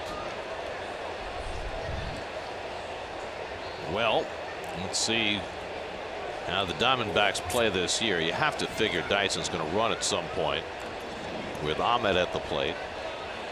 Ahmed is 1 for 2, single to center, back in the 2nd.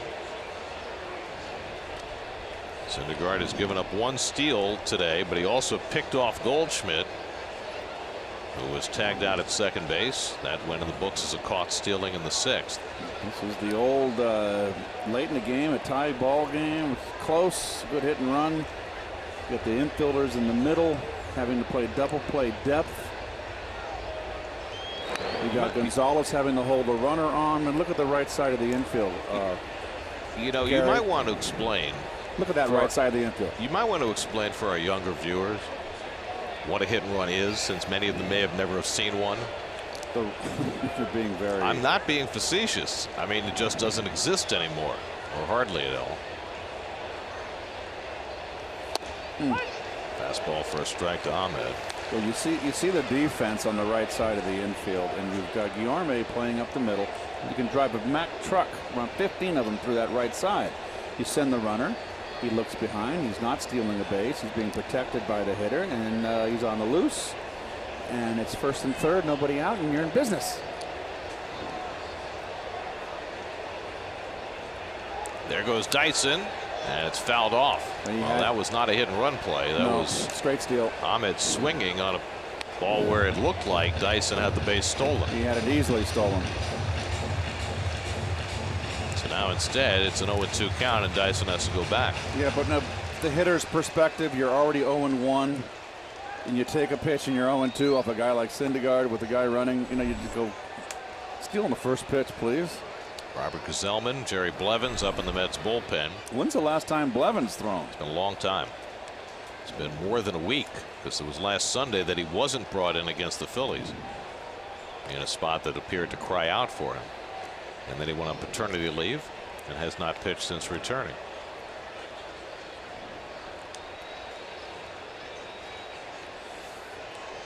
Oh, 0-2 to Ahmed. Jeff Mathis, the catcher and number 8 hitter, is on deck.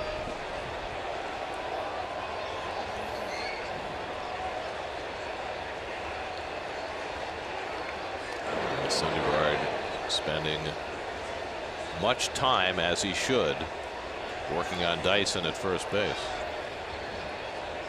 In answer to your question, Keith, it's been 12 days since Blevins pitched. Wow. Look at the nervous little tick that that Dyson has on his lead, his right arm. There he goes. That's weird. Yes, it is. Syndergaard with a slider strikes out Ahmed for the first out of the inning. That's 7 today for Noah. Little fastball, actually the cutter. And you have.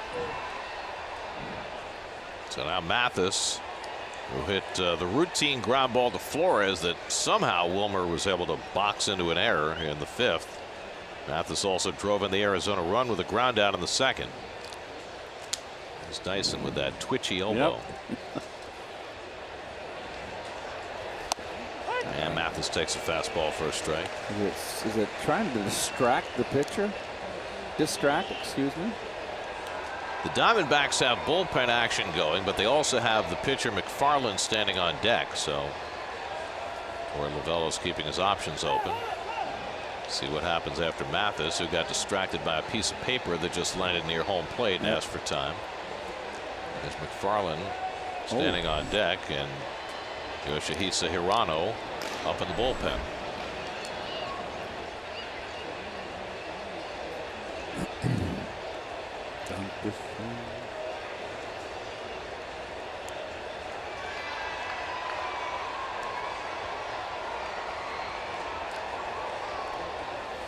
And Mathis can't find that slider, and it's 0-2. Much better slider today. Good command by Syndergaard. He's been bemoaning not having his slider. And he's not overthrown his changeup. It's been his number one and number two have been his main pitches. Head on Mathis, 0-2. There goes Dyson. Ground ball near the bag. Only play to first for Guillorme, and he gets the second out. Dyson running on the pitch. He's at second with 2 out. It looks like Avila, or is it Martel? It's going to be well, it's Peralta on deck. It's got a. You mean you don't have a pinch hitter available, ready to go? Well, they have 2 left-handed pinch hitters: Alex Avila, the left-hand batting catcher, and Ketel Marte, the switch hitter, who played on the infield the first 2 games of the series, and it's going to be Marte to pinch hit. So Ketel Marte, who started the first 2 games, went 1 for 7, and he'll get the pinch hitting assignment here with the go-ahead run at second and 2 out.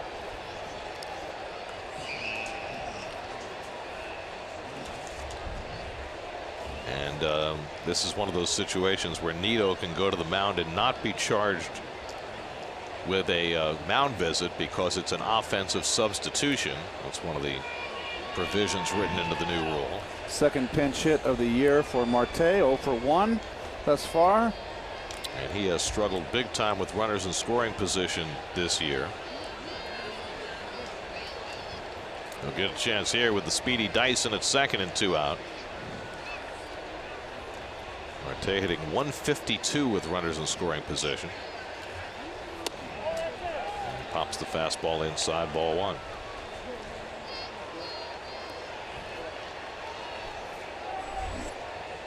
Now Jorge De La Rosa gets up alongside Hirano in the bullpen. One of them will be coming into the bottom of the 7th.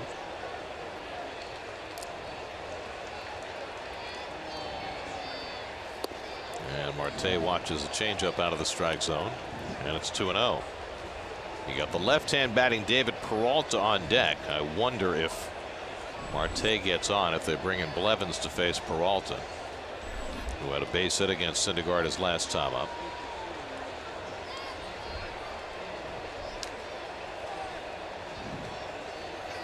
And Marte takes a fastball for a strike, 2-1. Good blistering fastball, four-seamer, Gare.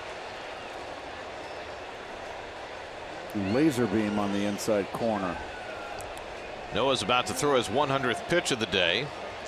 He's topped out at 103 this year.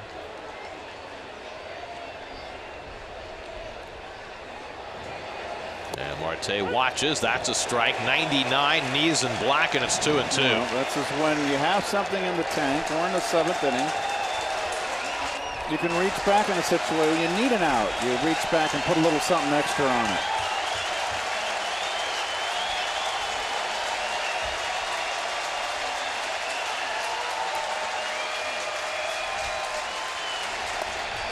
A little bit low with the slider. Full count.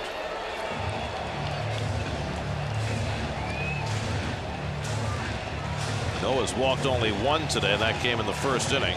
He struck out 7. Allowed 1 run and 6 hits. Trying to keep this game tied. 3-2 to the pinch hitter Marte.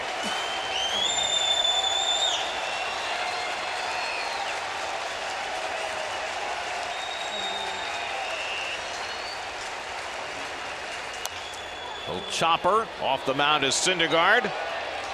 Got him by a stride, side retired. 7 strong innings for Noah Syndergaard. Seventh inning stretch tied at 1.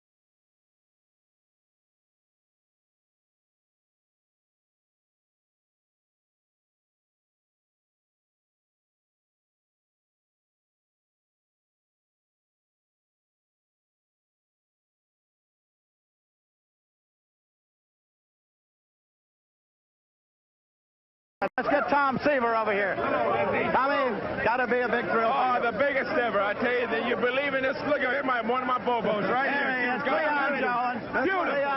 Beautiful. Just ripped that one pretty good there off the wall out in left center. Well, Lindsey, this is the same ball club that been blown from the same field with the Baltimore Orioles, but we beat them. We showed them what we had, what type ball club we had been all year. And we're number one. They thought they're going to run us right out the field, and we come to play. This is a club that played this way all year long. We came from behind. We did it today, and you can't say too much for this. The great Tom Seaver and Cleon Jones with Lindsey Nelson. Bowie Kuhn in the background, you notice. Champions. 1969 shocked the world. They won 100 games that year. They won 100 games. They went 37-11 down the stretch to get to 100. And the Mets have been just bad. They kind of snuck up on everybody. Well, they never finished higher than 9th place before that year. Syndergaard's work is done after 7 terrific innings. The veteran left-hander Jorge De La Rosa will come on for the second straight day. De La Rosa pitched last night on a third of an inning, only 5 pitches, so he is strong. There's his upcoming schedule, Gary. It's brought to you by Bob's. Everything's better with a Bobopedic. Find out why at mybobs.com. The return of Ron Darling tomorrow night for the start of the series with the Marlins. It will be al fresco tomorrow.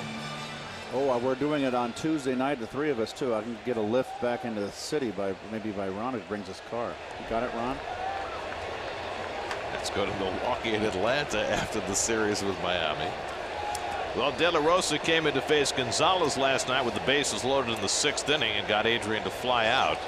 And he comes in to face Gonzalez again today. Adrian today is 0 for 2. And he slashes the first one foul. So Clay Buchholz went 5 innings plus, allowed 1 run, 2 hits, a walk, 2 strikeouts, and the Rosario home run that tied the game. T.J. McFarland worked an inning, no runs, 1 hit. And De La Rosa in the bottom of the 7th. Gonzalez, Guillorme, and Nido left, and right up for the Mets. And Gonzalez goes after a high changeup, and it's 0-2. Really upset with himself about that. He didn't pick it up. He swung at a bad pitch, and now he's got him 0-2. He's mad at himself. He has seen De La Rosa a lot. 53 career at bats. He's hitting .340 against him with 3 home runs. Not this time, though. High fastball gets him for the first out of the 7th. Quick work. Well, the Mets got to the Diamondbacks bullpen last night. Archie Bradley gave up the home run to Mesoraco in the 8th. That's got the winning run against Andrew Chafin in the 9th, but the Diamondbacks bullpen has been tremendous this year. Really the leading reason that they are still in first place.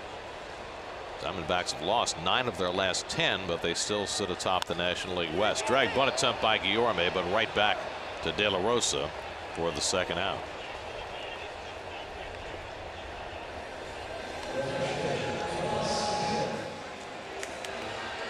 So 2 out and nobody on. Now Nito, who hit one well the other way his last time up, got it up in the jet stream, and it carried to the fence and right where Chris Owings was able to make the catch.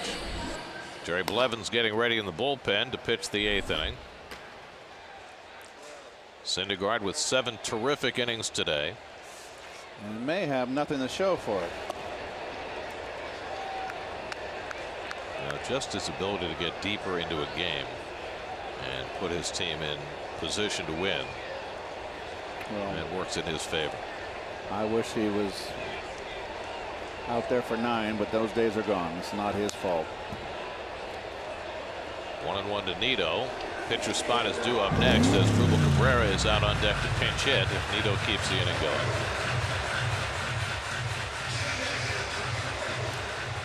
Cabrera, who's been playing day after day after day, needed the day off today. Mets are in a stretch of 18 games in 17 days.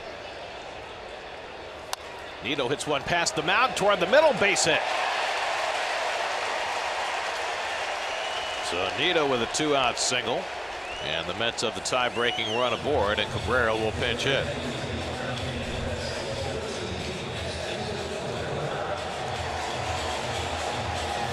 Took that sinker right up the middle. Ball's a ball. Picked it off the ground almost. So now Cabrera, who has just 1 pinch hit at bat this year, he starts the day 8th in the National League with that .316 batting average. So Syndergaard still has a chance to be a winning pitcher if the Mets can get a run across here in the 7th.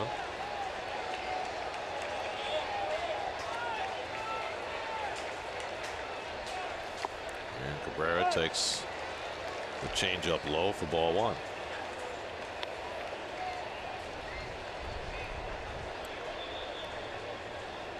Cabrera 0 for 3 in his career against De La Rosa, who had a terrific career as a starting pitcher in Colorado and now has forged his 2nd career as a situational lefty for Arizona.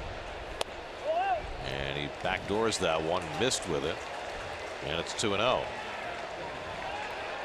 Cabrera has done a pretty good job in his career as a pinch hitter. A lot of everyday players have bad numbers as pinch hitters. Not Cabrera. .275 lifetime and 40 career at bats with a couple of pinch hit home runs. He's got a 2-0 advantage here, and he pulls one on the ground foul. 2-1. Oh, nice play.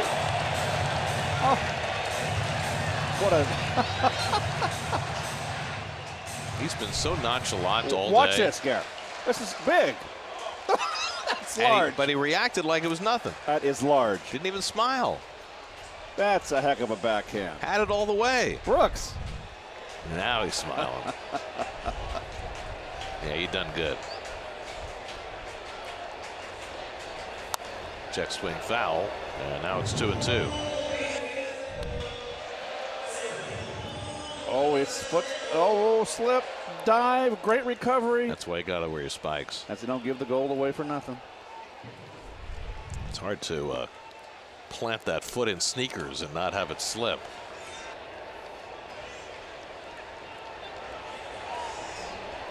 Nito at first with 2 out. 2-2 coming, and Cabrera fouls off the fastball. If Cabrera can keep the inning going, Ahmed Rosario, whose home run in the 6th inning tied the game, would be next. Blevins and Gazelman staying busy. Diamondbacks at the top of the order. That's Peralta, Owings, and Lamb. Left, right, left coming up in the 8th.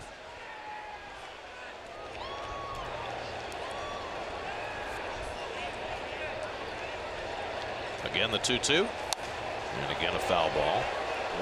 Thomas, a changeup from De La Rosa. That changeup is not a good pitch. He's giving it away, and it's up in the strike zone. He's lucky he got away with 2 of them. He better put that one in the trash.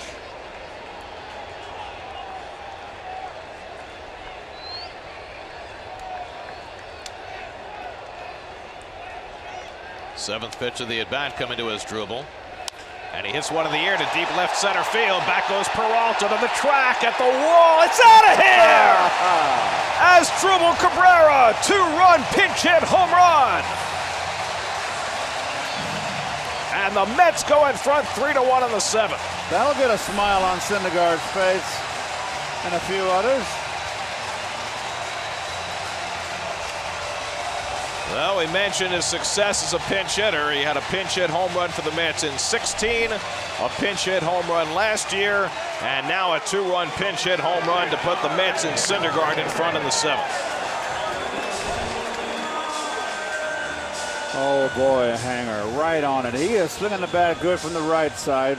Was struggling a bit from the left, but this is out of the old ballpark there. And now Rosario clouts one out to center, chasing Dyson back near the wall, and that's out of here! Rosario's 2nd home run of the day! Cabrera and Rosario go back to back! 4-1 New York.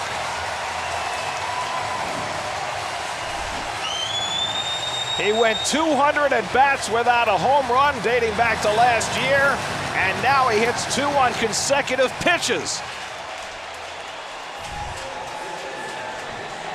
Oh boy, fastball right down the middle. Hustling out of the box. And that is out. Fantastic. Only the 2nd time this year the Mets have gone back to back. And Cabrera and Rosario do it on consecutive pitches. And De La Rosa throwing up gopher balls here. Look at that. That is such a wonderful angle. Well, the Mets getting to the Diamondbacks bullpen again. Came in as the best unit in the National League, and the Mets have thumped them with the long ball. Mesoraco last night, now 2 home runs against De La Rosa, and Nimmo keeps the inning going with another hit against a left-handed pitcher. All of this has come after 2 out and nobody on. Nito snuck a base hit up the middle. Cabrera worked the long at bat for the Mets' first pinch hit home run of the year. And now Rosario has the first 2 home run game of his career. And Nimmo keeps it going with the 4th straight 2-out hit. The 2nd time in 2 days in a row where Nimmo getting the measure of a left-hander. Well, nothing is going right for the Diamondbacks right now, and the Mets trying to sweep a series at home for the first time since 2016, a 3-game series. They haven't done that all this year or all of last year. Swept a 3-game series at home and trying to take advantage of a stumbling first-place team in Arizona, which has come in having lost 9 of their last 10. Mike Butcher out to try and reassure De La Rosa before he takes on Jay Bruce. But the veteran left-hander really getting strafed here in the 7th inning.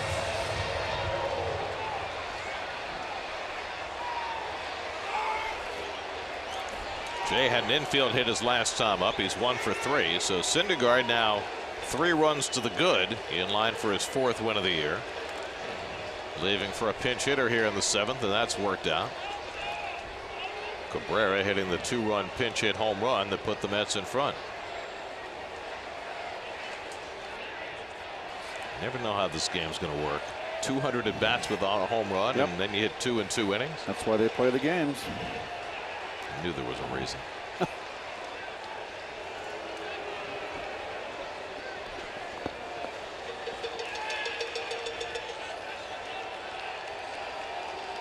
Bruce just 2 for 14 in his career against De La Rosa.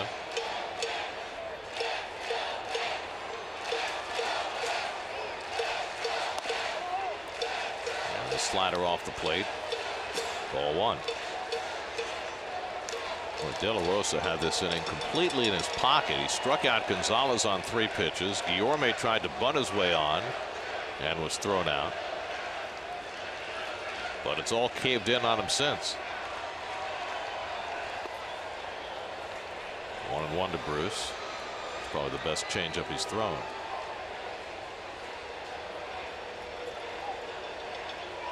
Even the at bat to Gonzalez, he threw a changeup up at the letters that he got a swing and miss on. He's got no velocity today on his fastball. He just doesn't have it. There's nobody up behind him, and you got Flores on deck. So it would appear as though De La Rosa is going to have to finish this inning, even if he has to face the right-hand hitter.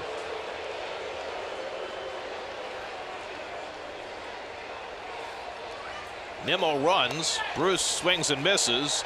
Mathis's throw is too late, and Nimmo has a stolen base, his second of the series and his third of the year. Well, who says stolen bases aren't any good? Good jump. And this is what Nimmo brings. He brings a lot of energy and speed at the top. He's got big feet. Look at that. Yes, he does. He's got gunboats. You can go skiing on those things. Like basketball player feet.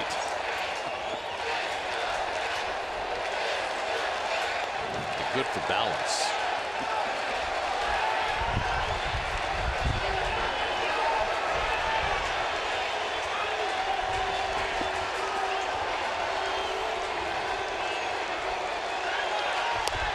On the inside corner, got him looking at that changeup. Bruce begs to differ with Greg Gibson, but that ends the inning. However, the Mets with home runs on back-to-back pitches. Cabrera, the 2-run pinch hit shot to put the Mets in front, and Rosario following in close order with his second of the day. A reason to smile for Met fans. They've got a 4-1 lead heading to the 8th at Citi Field.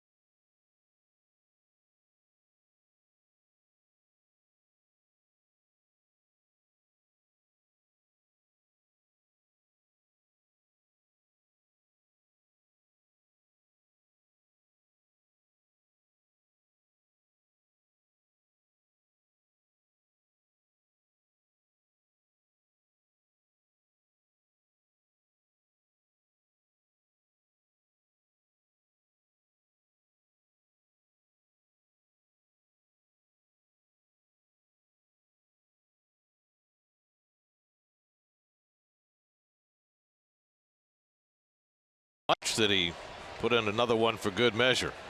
Big day for Rosario, his first career 2-home run game. I believe he's watching the replay on the scoreboard. Jerry Blevins, for the first time in 12 days, will take the mound. Well, we talked about that. 19th game. You can see by the numbers he has not got it together yet. Been having difficult. Too many walks. Been in search of his curveball, Gary. First appearance for Jerry since the birth of his son Ellis, who appeared in bow tie in his baby picture. Oh. That's Jerry's off-field trademark. David Peralta leading off in the 8th inning and takes fastball for a strike, 1-1.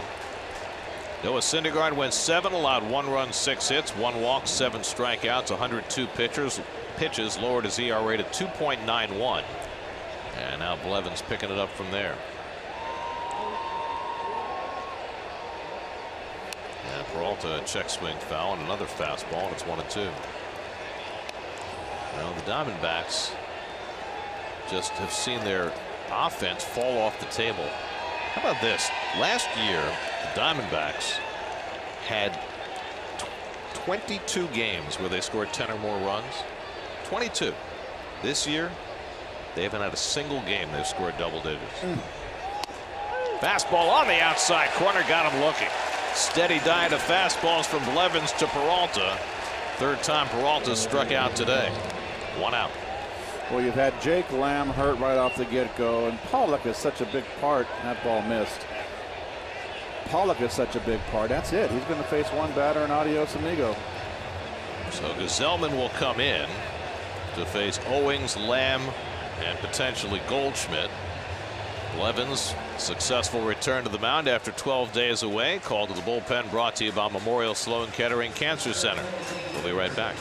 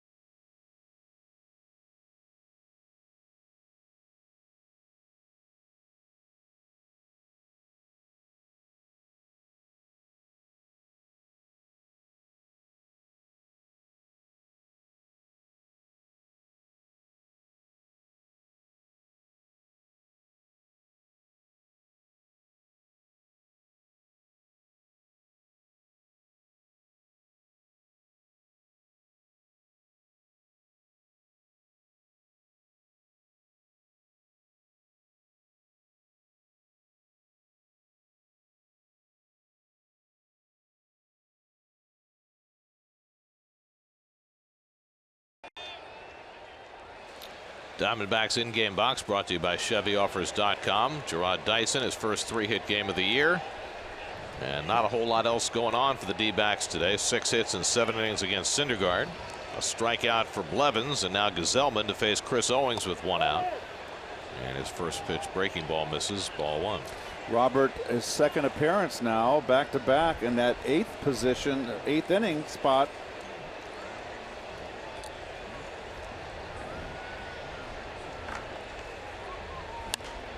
Well, there certainly is a subtle changing of roles with Gesellman moving into that setup role in front of Familia. Seth Lugo has positioned himself where you figure at some point he's going to get a start, certainly in the doubleheader next week in Atlanta, if not before. So things are changing a bit, if subtly, in that bullpen. It's on the corner 1 and 2. And the other piece is that it looks like Anthony Swarzak is finally making progress toward getting back on the field after sitting for, what, 6-7 weeks now with an oblique injury. Should be ready to start rehab sometime fairly soon. So that'll change the equation as well. 2 and 2 to Owings. Well, Robert, of his 5 of his last 9 appearances, which is a little over half, obviously, are in the 8th inning. So that's 2 in a row now. So looks like he may be taking over that role, and he's earned it. Yes, he has. Owings hits one right at the second baseman, Guillorme.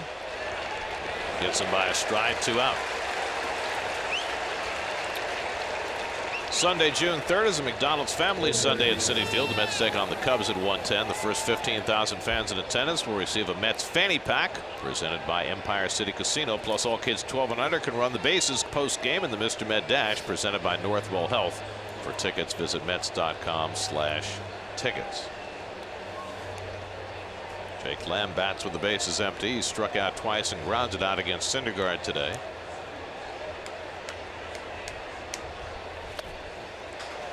Mets were down 1-0 in this game for the longest time until Rosario's first home run in the 6th inning tied it. Then Cabrera and Rosario going back-to-back in the 7th to untie it. And it's funny how these things work. We came into last night talking about how the Mets had 3 home runs all season against left-handed pitching. Well, they have 3 in the last 2 days. Conforto went deep against Corbin last night, and then the 2 home runs against De La Rosa in the last inning. Slider sits high, and it's 2-1. Paul Goldschmidt standing on deck as Gesellman faces Lamb, who's in just his 2nd game back from the disabled list.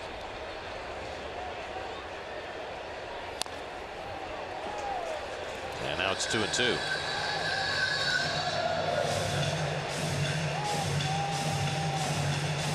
Oh, good swing.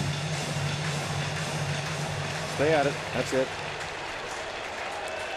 He's got the good facial expression, too. Got to look mean at the plate. 2-2 coming. Ground ball into the shift. Guillorme throws out Lamb. Side retired. Gesellman gets his 2 men. We head to the bottom of the 8th with the Mets up 4-1.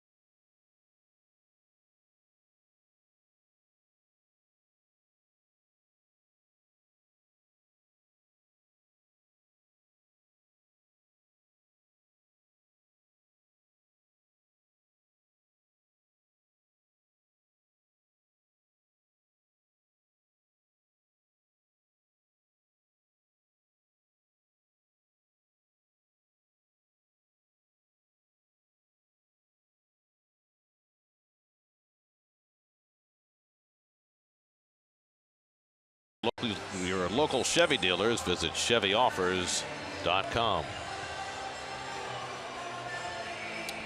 Isn't that gorgeous? Oh, yeah. Uh-oh. Former Met Fernando Salas will pitch for the 2nd time in the series. Well, he had a long inning last time. He was out there, it seemed like, till the cows came home. He was able to work in and out of trouble in the 8th inning on Friday night. Gave up a couple of infield hits and a walk. Salas, who did some nice work for the Mets in 2016, not so nice in 2017, will face Wilmer Flores leading off the bottom of the 8th. And it could well be that Robert Gesellman is going to be asked to finish this game. Jerry's Familia's pitched each of the last 2 days. Gesellman's perfectly capable of getting 5 outs, and it looks like that might be the plan because there's nobody up in the Mets bullpen. Yep, you're right. Flores pops one up on the left side. Ahmed, the shortstop, takes charge. 1 out.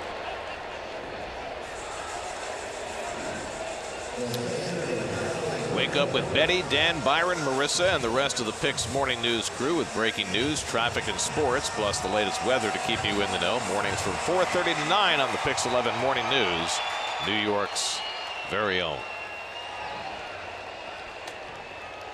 Conforto, who's gone 0 for 3 today after 2 rollicking games to begin this series. 4 for 4 Friday night, 2-run homer last night.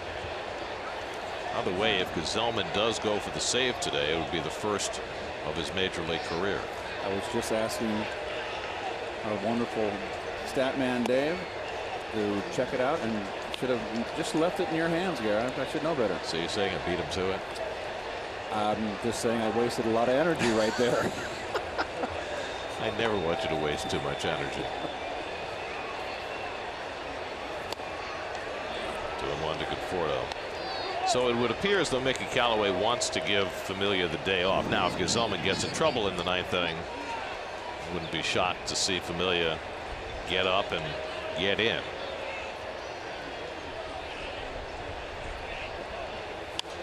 But the good news for Gesellman is that they'll be facing the seemingly resurgent Paul Goldschmidt, but he'll be doing it with the bases empty with at least a 3-run lead. And then 2 left-hand hitters, and you've already burned Blevins. But Gesellman's been so good against lefties. Sure. What do they call them now? Crossover pitch? Yes.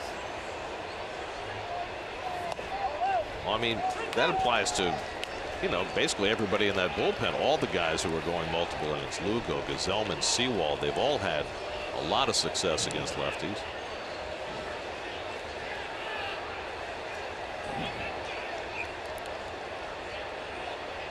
One out and nobody on. 3-2 to Conforto. And he hits one down the left field line, slicing toward the stands, a foul ball.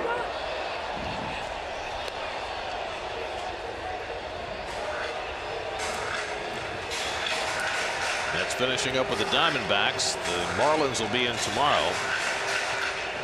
Marlins are leading their game in Atlanta this afternoon.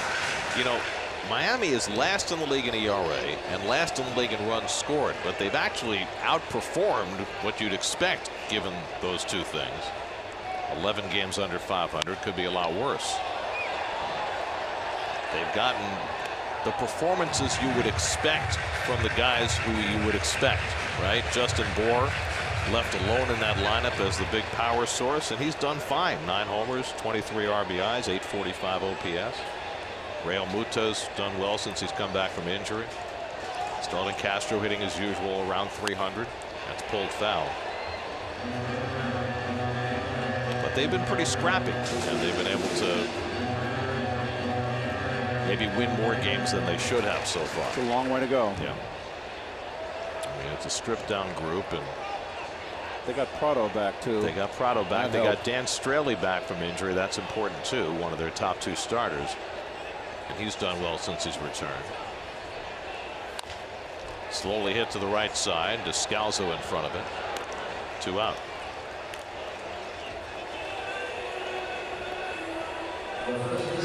But, you know, that having been said, Miami playing a little better than expected.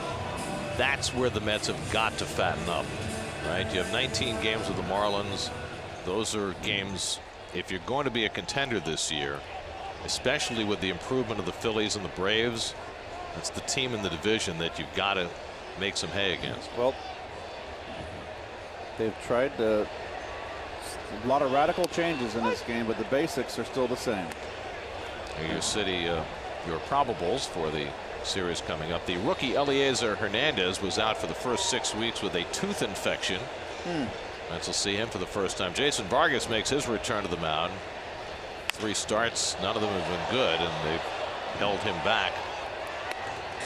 Had to throw a simulated game or 2 to see if they can get him back on track. Zach Wheeler Tuesday night, and then Jacob deGrom Wednesday night. Mets will face the lefty Caleb Smith Tuesday, and then Straley will be making just his 5th start. That'll be Wednesday. 0-2 to Gonzalez, who's 0 for 3 today. He hits another one foul. The Mets' 4, 5, and 6 hitters, Conforto, Gonzalez, and Guillorme, are a combined 0 for 10. But the Mets have got 2 home runs from Rosario in the 9-hole, and the pinch hit home run from Cabrera, and that's responsible for all the runs. Now Familia's getting up, but throwing just lightly, which makes you think that Gsellman is going to start the 9th. Yes. Gonzalez smacks one to left center field. That's down for a base hit. Dyson cuts it off, and Gonzalez will stop at first with a 2-out single. Got on top of that high fastball. Tomahawks this one into left center field, as we used to say. You know, I'll always continue to use those old terms. Kind of a tomahawk. Chopped on it. Beautiful. Get on top of that high ball. By the way, speaking of tomahawk and chop, you see that the Braves released Jose Bautista after just 12 games. Gave him a shot at age 37 to play third base. He hit 143 and they let him go. They're going to play Johan Camargo every day at third base now. The other big news in the division is Howie Kendrick down for the season for the Nationals after rupturing his Achilles tendon last night. That's bad news for the Nats. Kendrick will be playing awfully well. Call strike to Guillorme, 1-1.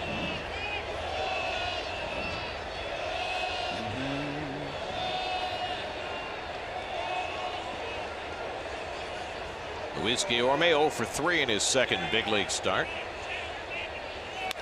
And he hits a grass cutter to short. Ahmed with a high throw, but Goldschmidt stays on the bag, and that retires the side. We head for the 9th. Mets looking for the sweep, leading 4-1.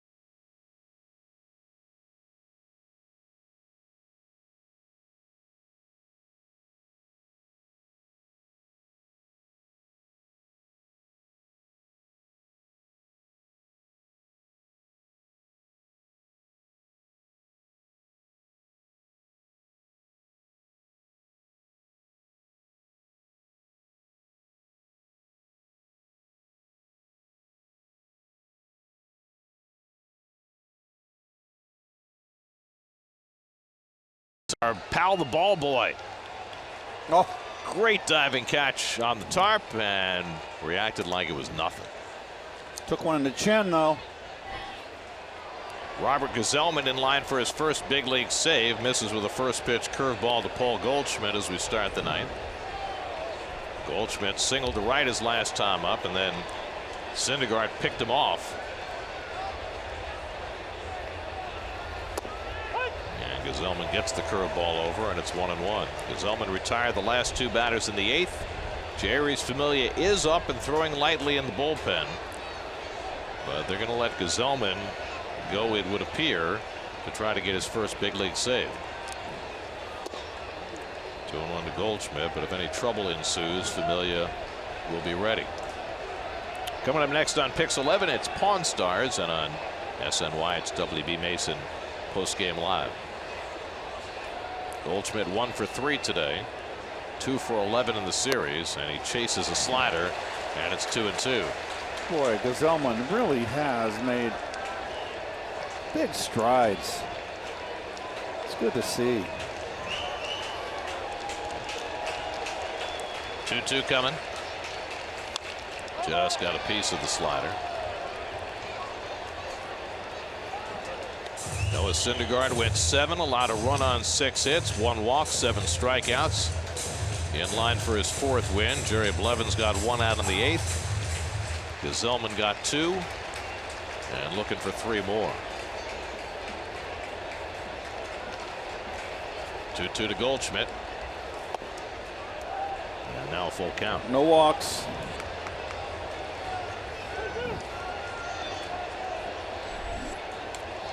Daniel Descalzo, Gerard Dyson, a couple of left-hand hitters to follow. 3-2. Got him looking. 1 man down. What was he looking for? Fastball on the black. Goldschmidt is struck out for the 6th time in this series. Thought he was going to get a slider. And he gets a fastball dart on the outside corner. Very nicely done.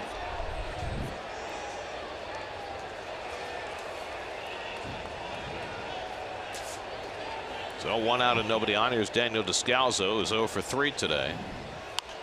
And he fouls off a first pitch fastball.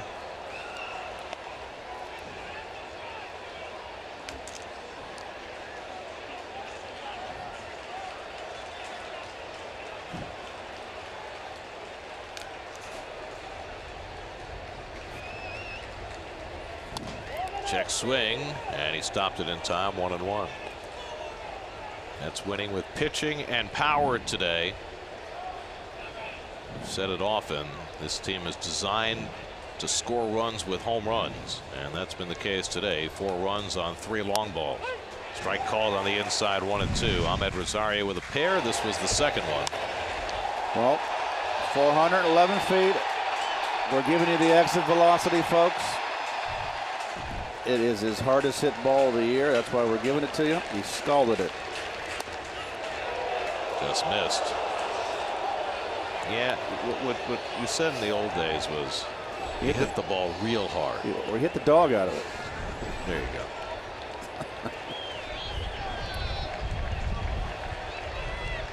2-2 coming. Struck him out. Nice slider. Gazelman with back-to-back strikeouts to start the 9th. Coming of age.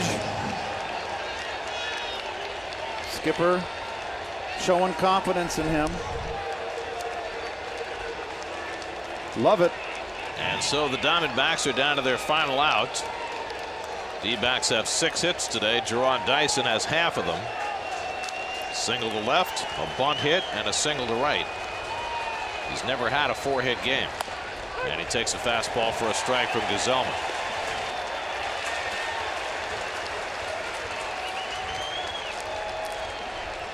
Flores in on the grass at 3rd. Dyson goes after the slider, and it's 0-2, and now the Diamondbacks are down to their final strike. Got a good breaking ball today.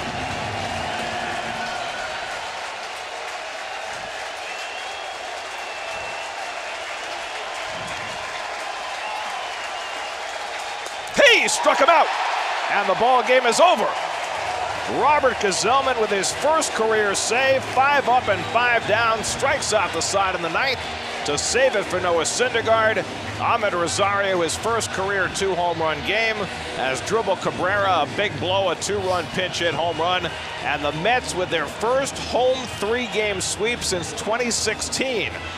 Win 3 straight from the Diamondbacks, taking today's game 4-1. With a lot of the regulars hurt, a lot of the bench players playing today, they all come through. Rosario, obviously the hero. Cabrera off the bench, the big home run, as Gary mentioned. But I'm going to put an exclamation point on Robert Gazelman. An inning and 2/3, 5 up, 5 down, strikes out the side in the 9th inning. Familia doesn't have to pitch in today's game. Gets his first career save. Well done. Mets taking advantage of the stumbling Diamondbacks, who've now lost 10 of 11. The game summary brought to you by Nissan. Shop ChooseNissan.com. Rosario had gone 200 at bats without a home run. Then he hit him in back-to-back innings.